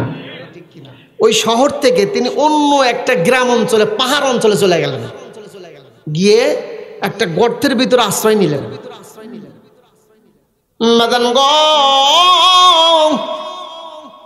সন্তান দুনিয়াতে নিয়ে আসার মালিককে আল্লাহর কাছে প্রার্থনা করবা, কোনোদিন সিজার করা লাগবে না, কোনোদিন তোমাকে ওই সিজারের টাকা জমা দেওয়া লাগবে না, কোনোদিন সিজার করার টেনশন করা লাগবে না। আল্লাহর কাছে প্রার্থনা করো যুবক ভাই, আল্লাহ তাআলাই তোমার বাচ্চাকে কিভাবে দিবে তুমি নিজেও টের পাইবা না। বাচ্চা দুনিয়াতে আসলো, ইব্রাহিম পয়গম্বর, তাফসিরে আসছে ইব্রাহিম পয়গম্বর যখনই ভূমিষ্ঠ হয়েছে ওই আপনার ওই গর্তটা উজালা হয়ে গেছে, এরকম আলোকৃত হয়ে গেছে। ইব্রাহিম পয়গম্বর যখনই দুনিয়াতে আসছে তখনই উজালা হয়ে গেছে, আর হবেই তো, ওইটা যে নবী, কথা বলেন ঠিক কিনা। মাদান গো, ইব্রাহিম পয়গম্বর মার পেট থেকে দুনিয়াতে আসলেন, কিন্তু তার মা চোখ দিয়া পানি পানি পানি, কারণ কি, কারণ হলো একটাই, এই সন্তানকে কে খাওয়াইবে, এই সন্তানকে কে পড়াইবে, এই সন্তান তো আমি বাড়িতে নিয়ে যেতে পারবো না, এই সন্তানকে তো খাবার দিতে পারবো না। এই সন্তানের খোঁজ যদি আমাদের নমরুদ জানে, এই সন্তানের খবরও যদি নমরুদ জানে, তাহলে সন্তানকে তো মারবে, আমাদের চাকরিটাও হারাবে। নমরুদ যদি জানতে পারে তাহলে আমার এবং আমার সন্তানের খবর আছে বাজান। নমরুদের চিন্তা করতে করতে ইব্রাহিম পয়গম্বরের মা ওই গুহার মধ্য থেকে তিনি সন্তানকে রেখে ওখান থেকে বের হয়ে যায়। ওই গুহার মধ্যে একটা, গুহার মাথার উপরে, গুহার ওই দরজার উপরে একটা পাথর চাপা দেয়। আল্লাহর বান্দি যখন গুহার ভিতর থেকে বের হয়, সঙ্গে সঙ্গে আল্লাহ তাআলা জিব্রাইলকে পাঠায় দেয়, এই জিব্রাইল যাও আমার বন্ধুর কাছে যাও, আমার বন্ধু তো জাতির পিতা, বলেন ঠিক কিনা। ইব্রাহিম পয়গম্বর শুয়ে আছে, জিব্রাইল আসলো, ও বাজান আল্লাহ তাআলা জিব্রাইলকে বলে দেয়, যাও তার সাদত আঙ্গুলটা মুখের মধ্যে ঢুকা দাও, আর এই মধ্যমা আঙ্গুলটা মুখের মধ্যে ঢুকায় দাও। এই দুই আঙ্গুল যখন মুখের মধ্যে ঢুকায় দেয় যুবক ভাই, এক আঙ্গুল দিয়ে মধু বের হয়, আর এক আঙ্গুল দিয়ে আল্লাহ তাআলা দুধ বের করে দেয়। এই ক্ষমতা আমার আল্লাহর আছে কি নাই? আছে। অলরেডি খাওয়া দাওয়া শুরু হয়ে গেল। প্রশ্ন আসতে পারে, হুজুর এটা আবার কি কথা? এইরকম যদি একটু আপনার মধ্যে আসে তাহলে ইল্লাল্লাযীনা আমানু, আপনার মধ্যে ঈমান নাই। কারণ মরিয়ম আলাইহা সালাতু ওয়াস সালামকে জান্নাতে খাবার খাওয়ার নাই। কথা বল না কে? দুই নখ এই মুখের মধ্যে ঢুকায় দিয়ে জিবরাইল চলে গেল।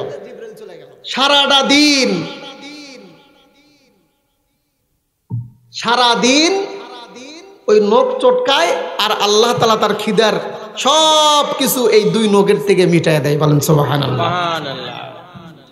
ইব্রাহিম পয়গম্বর তিনি বড় হয়ে গেলেন। বড় হয়ে যাওয়ার পর মা জিজ্ঞেস করতেছে, মা আমাকে সৃষ্টিকর্তাকে। মা তখন বলতেছে, ওই গুহার ভিতরে থাকে, এক সপ্তাহ পর পর মা যা দেখা করে আসে, তো যা বলতেছে, মা আমাদের সৃষ্টিকর্তাকে। বলতেছে, তোমার বাবার প্রভু হলো নমরুদ, আর তোমার বাবা আমাকে রেজেক দেয়। অর্থাৎ আমার প্রভু তোমার বাবা, তোমার বাবার প্রভু হলো নমরুদ। নাউজুবিল্লাহ বলেন। তো বলতেছে যে, মা আমার বাবার প্রভু যদি নমরুদ হয় তাহলে নমরুদের প্রভুকে? তখনই ওই ইব্রাহিমের মা জিবাত কামড় দিছে, কাম সারছে, এই সন্তানই তো মনে হয় গদি সারাবে। এই সন্তানের কথাই তো অনেকদিন আগে করছিল। তাহলে দেখতেছে আমার ভারী যাচ্ছে রে, বিপদ নিয়ে যাচ্ছে। যখন কইছে যে আমার তারেক তার বাবার নাম, বলতেছে আমার বাবার খোদাকে, বলতেছে নমরুদ। তা নমরুদের খোদাকে এইতে কাম সারবে, ধরে ফেল দিছে। আল্লাহর পয়গম্বরের মা বাড়ির দিকে রওনা দেয়। বাড়িতে আসার পর স্বামীকে ডাক দেয়া বলতেছে, স্বামী শুনছো? বলছে, কি? চরম একটা সংবাদ আছে। কি সংবাদ? তোমার সন্তান আমাকে জিজ্ঞাসা করলো, মা আপনার খোদাকে? আমি বললাম যে আমার খোদা হলো তোমার বাবা। আবার জিজ্ঞাসা করে আমার বাবার খোদাকে বললাম নমরুদ। আবার জিজ্ঞাসা করতেছে নমরুদের খোদাকে। তারেক ডাক দেয়া বলতেছে, মারাত্মক সমস্যা, এই সন্তান ভেজাল করবে বাজান। তারেক বিপদে পড়ে যায়। এই সন্তান যখন সমাজের মধ্যে আস্তে আস্তে বড় হয়ে যায়, মানুষদেরকে মূর্তি পূজা থেকে বাধা দেয়। কোন নবী মূর্তি পূজার পক্ষে ছিলেন? আরো জোরে বলেন না কা? নবীদের এক নাম্বার কাম ছিল বাজান ওই মূর্তির বিরুদ্ধে কথা বলা। মূর্তির যারা বিরুদ্ধে কথা মূর্তির যারা পক্ষে কথা বলতো তাদেরকে আমার নবীরা বুঝাইতো মূর্তির কোনো ক্ষমতা নাই, মূর্তির কোনো শক্তি নাই, মূর্তির কোনো ক্ষমতা নাই। খবরদার, মূর্তির কাছে যে ভোগ দিও না, মূর্তির কাছে গিয়ে সেজদা দিও না। এ যুবক ভাই, হিন্দুরা দেয় মূর্তির কাছে পূজা, আর মুসলমানরা পূজা যায় মাজারে। কোনো পার্থক্য নাই। হিন্দুরা ঠেলে হলো মূর্তির কাছে, আর মুসলমানরা যায় মাজারে। যা কয় যে ও বাবা এটা বেটা দিও বারে, কয় কিনা মহাস্থান যান, দেখবেন যে কত মহিলা, খালি মহাস্থান কে, কত ছোট ছোট মহাস্থান আছে। যা দেখবেন ছেলেরা যাক বা না যাক, মেয়েরা যা সেজদা দিতেছে, এই খাটা সেই বাটপার পীরেরা নাও কর না বারে, কথা কমা কয় না, নাও করে না। পীরের পায়ে মুড়ি সেজদা দেয়, ওই পীর না কর না। কারণ না করলে যদি হাদিয়া কমে যায়। আর বর্তমান সবচাইতে বিনে চালানের ব্যবসা হলো পীর মুরিদির ব্যবসা। এটার কোনো চালানি লাগে না। যারা পীর মুরিদি করে এরা যদি হক না হয়, হক কানে পীরও তো বাংলাদেশে আছে নাই কি?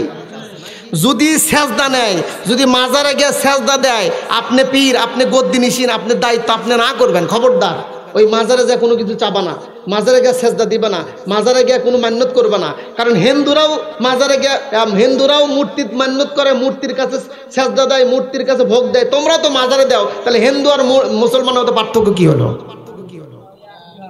একই না? ইব্রাহিম পয়গম্বর ডাক দেয়া বলতেছে, তোমরা মূর্তির পূজা করো না বাজান, এই মূর্তির বিপক্ষে না করার কারণে কি হইল, স্লোগান হয়ে গেল, রাষ্ট্রের মধ্যে একটা ঘোষণা হয়ে গেল। নমরুদ ঘোষণা দেয়, আমার রাষ্ট্রের মধ্যে সকলেই একটা খড়ি গোস করো, খড়ি, একটা খড়ির স্তূপ বানাও। জিজ্ঞেস করে হারান কি জন্য খড়ি কিনবেন, কেন খড়ির দরকার, কেন খড়ির দরকার? নমরুদ ডাকতে বলতেছে, আমার মূর্তির, আমার রাজ্যের মধ্যে মূর্তির বিরুদ্ধে কথা কয়, এই একজন পুস্কি ছাড়া আর কোনো ব্যক্তি মূর্তির বিরুদ্ধে কথা কয় না। এই বেচারাকে শায়েস্তা করা লাগবে, একে শাস্তি দেওয়ার দরকার। এই যুবক ভাই, ওই সময় সবচাইতে বড় কঠিন শাস্তি ছিল মানুষকে পুড়ে মারা। ওই সময় ওই জামানার শাস্তি। মাদান গো, নমরুদ খড়ি এক জায়গায় করলো, হাজার হাজার টন এক জায়গায় খড়ি করলো, বিশাল একটা কূপ খনন করা হইল। চতুর সাইডে সেই কূপের মধ্যে বেড়া দেওয়া হয়, সেই কূপের মধ্যে বেড়া দেওয়া হয়, ওর ভিতরে আগুন জ্বালানো হয়। এ যুবক ভাই, আল্লাহর পয়গম্বর নমরুদ, আল্লাহর পয়গম্বর ইব্রাহিম আলাইহিস সালাতু ওয়াস সালামকে হত্যা করবে। মেদান গো, হত্যা করতে কোনো দিন পারবে না, কোনো দিন পারবে না। কারণ কি, কারণ কি? এই কোরআনের মধ্যে আল্লাহ ঘোষণা দিয়েছেন, আল্লাযী খলাকাল মাউতা ওয়াল হায়াতা লিয়াবলুয়াকুম আইয়ুকুম আহসানু আমালা। আমার আপনার হায়াতের মালিক কে? এই যুবক ভাই, নমরুদ খড়ি রেডি করলো, আগুন জ্বালায়া দিল, আমার পয়গম্বর ইব্রাহিমকে আগুনের মধ্যে নিক্ষেপ করবে। মেদান গো, অনেক দূর থেকে নিক্ষেপ করতে হয়, কারণ কি আগুনের কাছে যাওয়া যায় না, আগুনের বড় তাপ, বড় তাপ, এই তাপের কারণে আগুনের কাছে যাওয়া সম্ভব হয় না। তাহলে ইব্রাহিমকে আগুনের মধ্যে কেমনে ফালানো যায়? কোনো ব্যক্তির মাথার মধ্যে বুদ্ধি আসে না, কেউ বুদ্ধি পায় না কেমনে আগুনের মধ্যে ফালাইবে। হঠাৎ করে দেখা যায় একজন আল্লাহর বান্দা জুব্বা পইরা, টুপি মাথার দিয়া, সুন্দর বৃদ্ধ মানুষ একবার রুমাল পেঁচাইয়া নমরুদের দরবারের দিকে আগায়। এত সুন্দর ফেরেশতা, মানে ওর চেহারা দেখলে মনে হবে কেবলই আসমান থেকে আসলো। নমরুদের রাজপ্রাসাদের দিকে আগাচ্ছে, সবাই টেনশনে করতেছে, এই আগুনের মধ্যে এই লোকে কেমনে ফালামো? সম্ভব তো না, কারণ এই আগুনের তাপের কাছে যাওয়া যাচ্ছে না। হাজার হাজার মন খড়ি দিয়ে রাখছে, কয়জনকে পুরবে? কথা কয় না, একজনের পিছে পুরা নমরুদের টিম গা ভেসে গেছে। কথা কয় না রে। মানুষ হলে একটা, নমরুদ সহ তার র্যাব বাহিনী, পুলিশ বাহিনী, সীতা বাহিনী, যত বাহিনী আছে সব বাহিনীর গায়ে ভেসে গেছে এক মানুষের কাছে। দেখেন না, এক মামুনুল হক যখন জেলখানার থেকে আপনি আদালতে নিয়ে যায়, মনে হয় 2000 পুলিশ ততরুরা। কথা কমা কয় না। মানুষ হলে একজন, এক মামুনুল হক, আর হাজার হাজার পুলিশ চতুর্মুরা গার্ড দেয়। আর পরিমণি যখন আদালতে নিয়ে যায়, মনে হয় বাসর ঘরে নিয়ে যাচ্ছে। জোরে কথা কমা কয় না রে, মনে হয় বাসর ঘরে নিয়ে যাচ্ছে, বাসর ঘরে। আর আলেমেক যখন নিয়ে যায়, ওই যে এটা তো নমরুদের শিক্ষা। এক ইব্রাহিম পয়গম্বরকে আগুনের মধ্যে ফালার জন্য পুরো দেশ ছায়া আছে, একজনে মারবি, একজনে মারতে এত লোক লাগা, দুইজনে তো যথেষ্ট।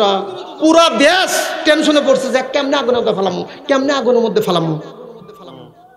শয়তান আস্তে আস্তে হাঁটি হাঁটি পা পা করে এসে বলতেছে, বাদশাহ টেনশন করতেছেন কে? বলতেছে কইও না, এই যে এই আসামে ফাঁসি দেবো, অর্থাৎ আগুনের, তখনকার বড় শাস্তি হলো আগুনে পড়া। আগুনের মধ্যে ফালামো, চিন্তা ভাবনা করে পাচ্ছি না কেমনে ফালামো। শয়তান ডাক দেয়া বলতেছে, নমরুদ ভাই, আমি যে এত বড় শয়তান, তারপরেও তোমার মতো খারাপ না। এটা আবার কোন কথা? এই কথা কোয়ার কারণ, নমরুদ মানুষ হয়ে মানুষকে পোড়ানো এটা জনতন অপরাধী কাম নয়। তুমি একজন মানুষ হইয়া আর একজন ইব্রাহিম খলিলকে তুমি আগুনের মধ্যে পোড়াইতে চাও, তার মানে আমার চাইতে কম বড় শয়তান তুমি না। কথা কয় না কে? এ যুবক ভাই, আল্লাহর পয়গম্বর ইব্রাহিমকে পোড়ানোর জন্য টেনশন করে। শয়তান ডাকতে বলতেছে, না না না, কোনো চিন্তার কারণ নাই। কারণ আমি যখন আসমানে ছিলাম, আমি জান্নাত দেখেছি, জাহান্নাম দেখেছি। এই শয়তান কিন্তু আল্লাহর ইবাদত করত। এই শয়তান প্রত্যেকটা জায়গায় আল্লাহর সেজদা দিয়েছে। এই যুবক ভাই, এই জন্যই বলে ইবাদত করা সহজ, ইবাদতের উপর থেকে কবরে যাওয়াটাই কঠিন। বলেন ঠিক কিনা? অনেক অনেক মানুষ তবলিগে যাওয়ার পর অনেক সুন্নাত পোশাক পরে বাজার, অনেক মানুষ চরমনায় যাওয়ার পর অনেক সুন্দর হয়ে যায়, আস্তে আস্তে তার আমলটা নষ্ট হয়ে যায়, এমন আছে কি নাই? অনেক মানুষ ইবাদত করতে করতে পথভ্রষ্ট হয়ে যায়। এ যুবক ভাই, ইবাদত করা বড় সহজ, কিন্তু ইবাদতের উপর কায়েম থাকাটাই বড় কঠিন। শয়তান ইবাদত কম করে নাই, শয়তান বিশাল ইবাদতকারী ছিলেন। বাদাম গো, নমরুদকে ডাক দিয়ে বলতেছে, আমি নিজে জাহান্নামের মধ্যে একটা জিনিস দেখছি। কি জিনিস? জাহান্নামের মধ্যে একটা চরক গাছ দেখছি, চরক গাছ। এই চরক গাছের মাথায় উঠায়া দাও, এই ইব্রাহিমকে চরক গাছের মাথায় উঠায়া দেয়া, পিছন দিক থেকে এইরকম টান দিয়ে হেসকা দিয়ে ওই আগুনের মধ্যে ফেলে দাও। ও কঠিন বুদ্ধি এটা। বুদ্ধি দেয় সমাজে মানুষ দুই শ্রেণীর মানুষ, এক শ্রেণী হলো শয়তান আর এক শ্রেণী নেককার। কথা কান্নাটা বলতে চরক গাছ লাগাও, লাগা মাথার এরকম কালা দিয়ে অক্সিরাঙ্গা দর মধ্যে ফেলে দাও, তাহলে তো আমার টেনশন নাই। হ্যাঁ রাইট। বাজানরা, আমার যেই কথাটা আমি বলতেছিলাম যুবক ভাই, আল্লাহ তাআলা কি বললেন? ইন্নাল ইনসানা লাফি খুস, পৃথিবীর সমস্ত মানুষ ক্ষতিগ্রস্তর মধ্যে আছে। চার শ্রেণীর যেই ব্যক্তি চার গুণ আছে, যেই ব্যক্তির মধ্যে চারটি গুণ পাওয়া যায়, সেই ব্যক্তি ক্ষতির মধ্যে নাই, সেই ব্যক্তি ক্ষতির মধ্যে নাই। এক নাম্বার ইল্লাল্লাযীনা আমানু, এক নাম্বার যার মধ্যে ঈমান আছে। এ যুবক, ঈমানদার আমরাও, আবার ইব্রাহিমও পয়গম্বর, সেও ইমানদার, আমরাও ইমানদার। ইমানদার নিজের ইমানকে বিক্রি করে দেয়, নিজের ইমানকে দুনিয়াতে বিক্রি করে দেয়। আর আমরা আল্লাহর ওলিরা কি বলতেন? নিজের জান বিক্রি করে দিত, তারপরও ইমান বিক্রি করিত। আর এখনকার মানুষ ইমান বিক্রি করে দেয়, তারপরও জান দেয় না। কয় যে চেয়ারম্যান সাহেব, আমি আপনাকে ছাড়া কাউকে ভোট দেবো না। ওই পকেটের মধ্যে 1000টা নোট একটা বাড়ি করে দিচ্ছে, কি দেওয়া লাগে, ঠিকই নিবি। ওই নিয়ে বাড়িতে বসে আছে, আর এক পার্টি যাচ্ছে। কি ব্যাপার চাচা, কি খবর? বলছে, বাপ তোমার জন্যই তো বসে আছে। কত বড় খাটাস, কথা কমা কর না। এটা মুসলমানের চরিত্র, কথা কর না কে? এই বলে ইমানদার। বলছে তোমার জন্য তো বসে আছে বাবা, শুনলাম তুমি বলে আসবে। চাচা ভোট দেন বা না দেন, দোয়া করেন। দেন ভোট দেবো না, মানে ভোট দেবো না কে? তোমার জন্যই তো খাটতেছি।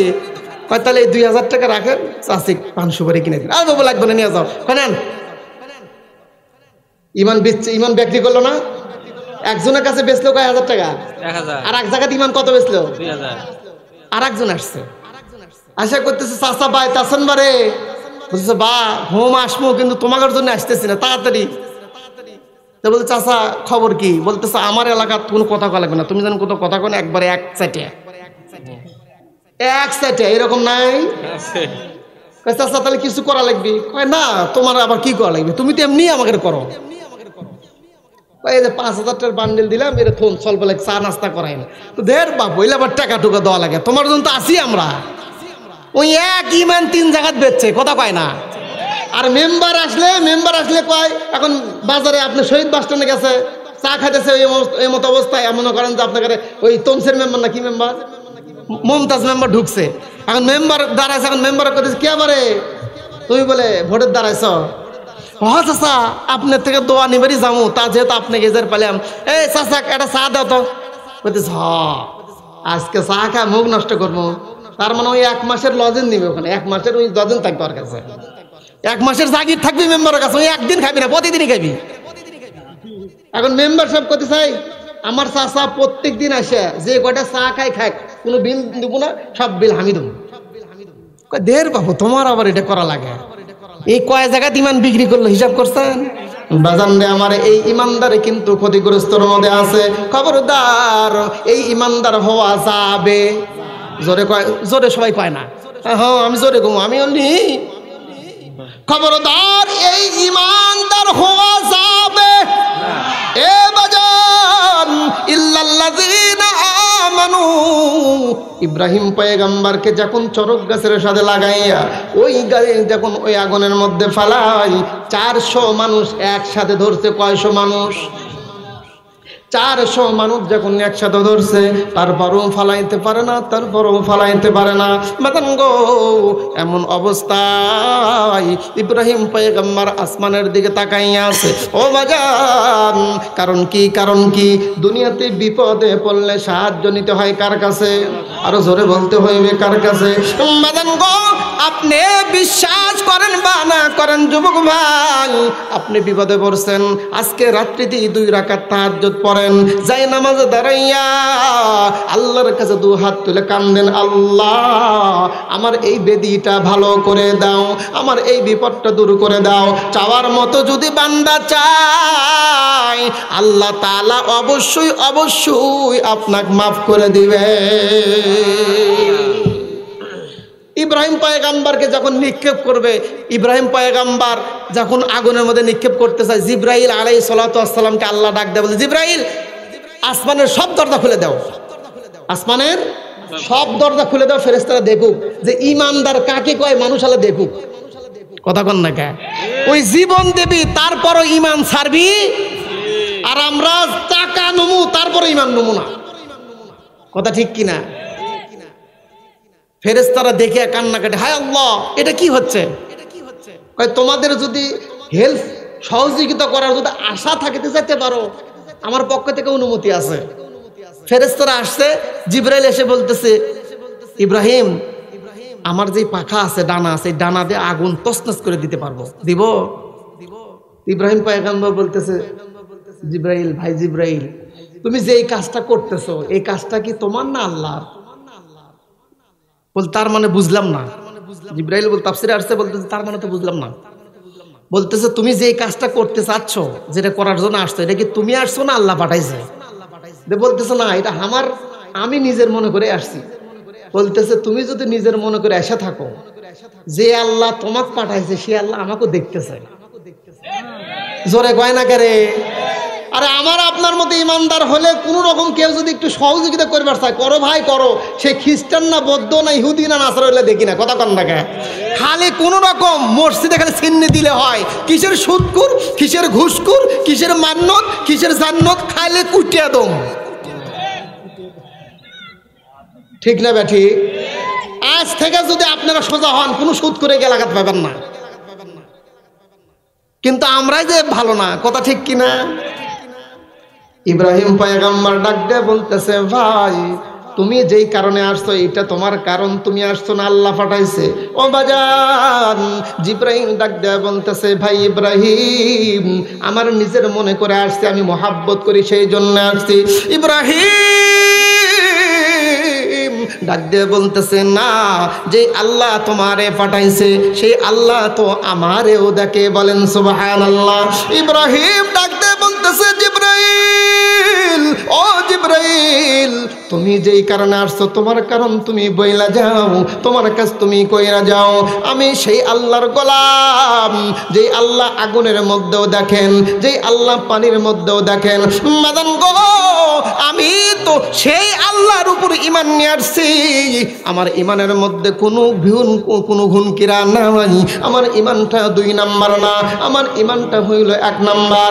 এ যুবক ভাই, আল্লাহ তাআলা ঘোষণা দিয়েছেন, যার ঈমান 1 নাম্বার হইবে, যার ঈমানটা খাঁটি হইবে, তাকে হেল্প করার জন্য সহযোগিতা করবে, আমার আল্লাহ নিজেই ঘোষণা দিয়েছে। যখন ওর ভিতরে ফেলাবে, জিব্রাইল চলে গেছে, আল্লাহ হলো না, কাম হলো না। কে? আরে ইব্রাহিম তো সেই আমার বন্ধু, সেই খলিল, যে নিজের জান দিবে তাও আল্লাহকে অসন্তুষ্ট করবে না। কথা বলেন না কেন? ইচ্ছা করলে তখন বলতে পারতো, ভাই এই মুহূর্তে বিপদে তুমি আসছো, আমাকে হেল্প করো, তাই বলছে না। কারণ উনি তো সেই নবী, সেই খলিল, আল্লাহর হুকুমকে অমান্য, আল্লাহকে অসন্তুষ্ট করবে। আর আমরা কি? আল্লাহ অসন্তুষ্ট হয় হোক, তাও বোক অসন্তুষ্ট করা যাবে না। কথা কমা কয় না?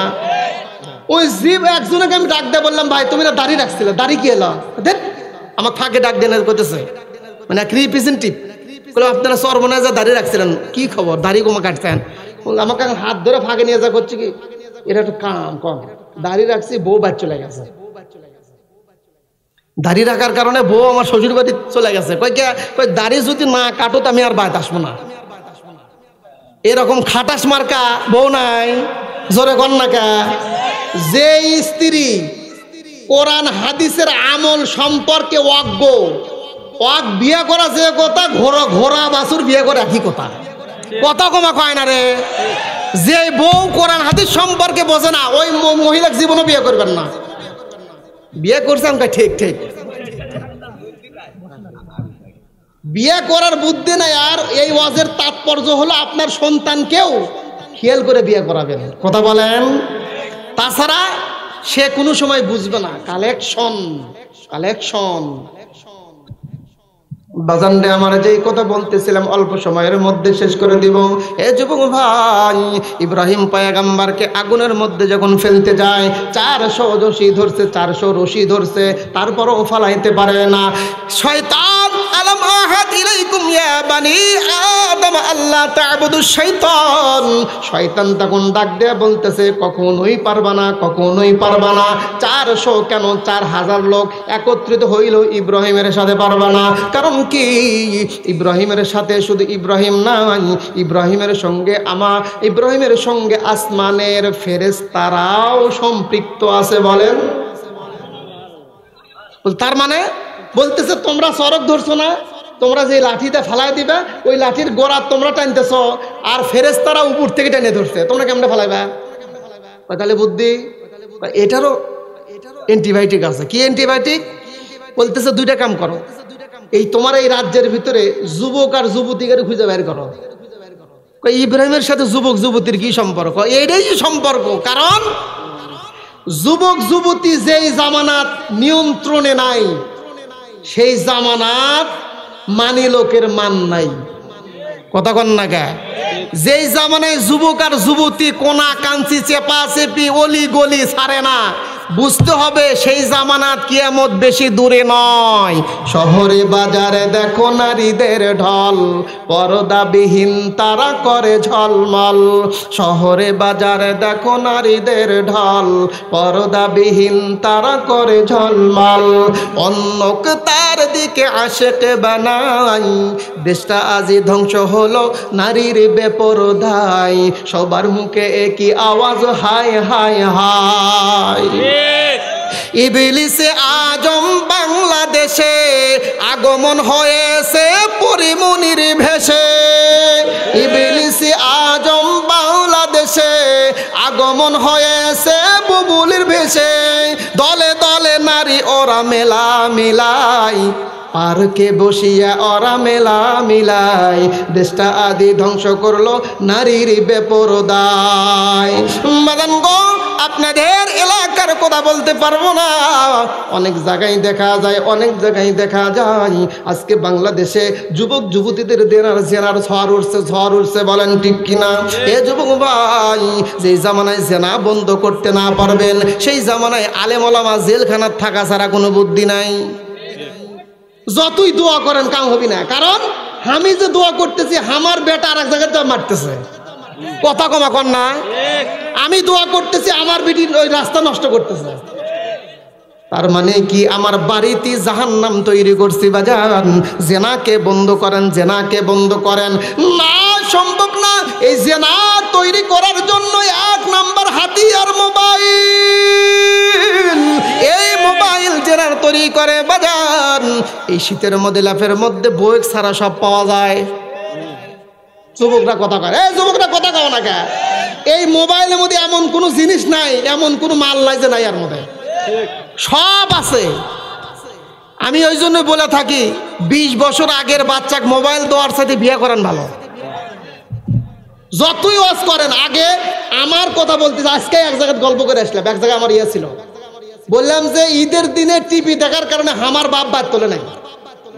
আমি একদিন ঈদের দিনে, আজ থেকে 30 বছর আগের কথা বলতেছি, যখন আমি ছাত্র ছোট, একটু টিভি দেখছিলাম ঈদের দিন টিভি। আর তখনকার টিভি দেখা লাগছে 3-4 গ্রাম মিলে, কথা কমা কয় না, 3 গ্রাম মিলে যা টিভি দেখছি ঈদের দিন। আমার বাপ আমাকে বাদ তোলে নাই, ভাতও দেয় নাই।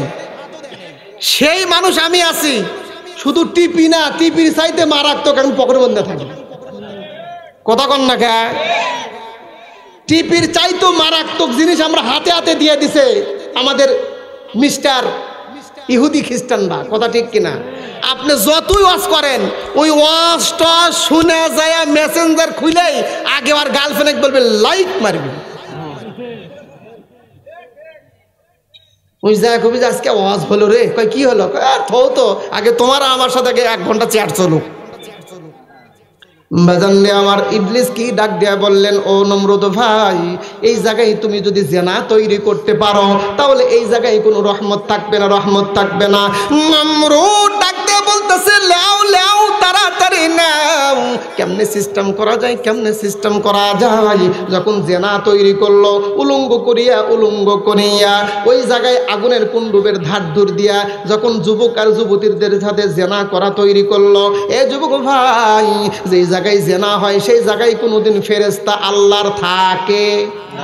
যেখানে জেনা ব্যভিচারে চলবে সেই এলাকাত কিন্তু আল্লাহর রহমতের ফেরেশতা থাকবে না। জেনা শুরু হয়ে গেছে, ফেরেশতা দৌড় দিছে, এখন ফালাও। এমত অবস্থায় বাপ তারেক দৌড়ে এসে বলতেছে, আরে আমাকে একটা দড়ি দাও, আমাকে একটা রশি দাও। ইব্রাহিম পয়গম্বর তাকায়া দেখে যে জন্মদাতা বাপ পিতা সেও আমাকে আগুনের মধ্যে ফালানোর জন্য চেষ্টা করতেছে। বাদান্ডে আমার তারেক যখন বলতেছে একটা রশি দাও, রশি দাও, এ যুবক ভাই, এই ঘটনাটা বলার কারণ হইল আমি সামনের দিক আর আগাইতে পারবো না। এ যুবক, নমরুদের রশি যখন তার বাপ ধরে, মিল্লাতা আবিকুম ইব্রাহিম, ইব্রাহিম পয়গম্বর কি শিক্ষা দিলেন?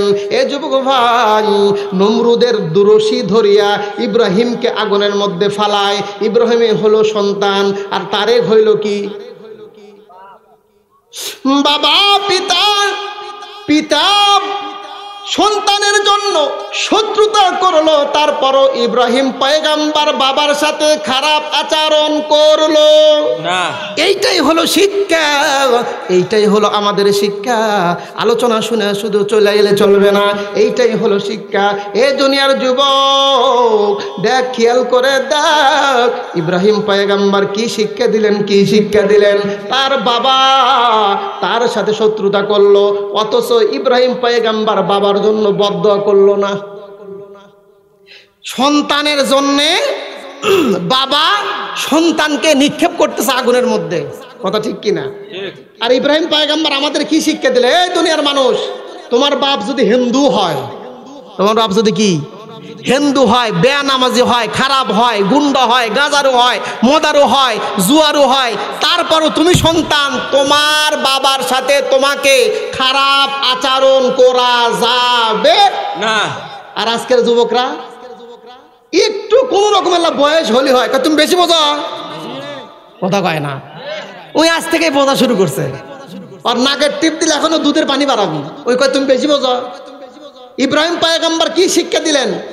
জাতির পিতা ইব্রাহিম বলতেছে, তোমার বাবা যদি হিন্দু হয়, হিন্দু, তুমি যদি মুসলমান হও, খবরদার তোমার বাবার সাথে খারাপ আচরণ করবা, এটা আমার শিক্ষা। দেখো, আমার বাপ আমাকে আগুনের মধ্যে ফালায়, আমি কিন্তু ইচ্ছা করলে বাবার জন্য বদদোয়া করতে পারতাম, কথা বলেন না কেন?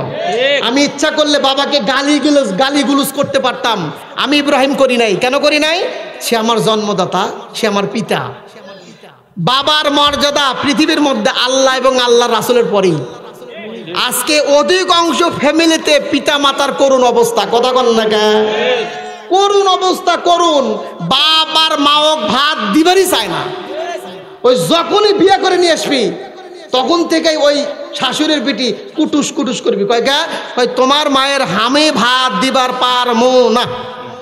আর ওই যে যদি মনে করেন যে মরদ এগুলা দুর্বল হয়, মরদ যদি কোরআন হাদিসের জ্ঞান না থাকে, ওই তখন ওর সাথে সুর মিলা কয় কি, তুমি যা করবে আমিও তাই করব, কথা কন না কে? আর যদি ইব্রাহিম পয়গম্বরের বেটা ইসমাইলের মতো যদি তরতাজা হয়, বলবে যে এই তুই ওটে তুই কি করলু, আমার মাইক ভাত দিতে পারবো না, বাড়া আমি চৌকট পাল্টাবো আজকেই, কথা বলেন না কেন? আজকেই যদি যুবকরা এরকম তালকিন দেয় বই যে আমার মা বাবা দেখবার পারবো না, আজকেই তো পাল্টামো, কবি যে আমি কি অত জোরে করছি, তুমি অত জোরে কমা কও খালি আমার, কথা কয় না কা?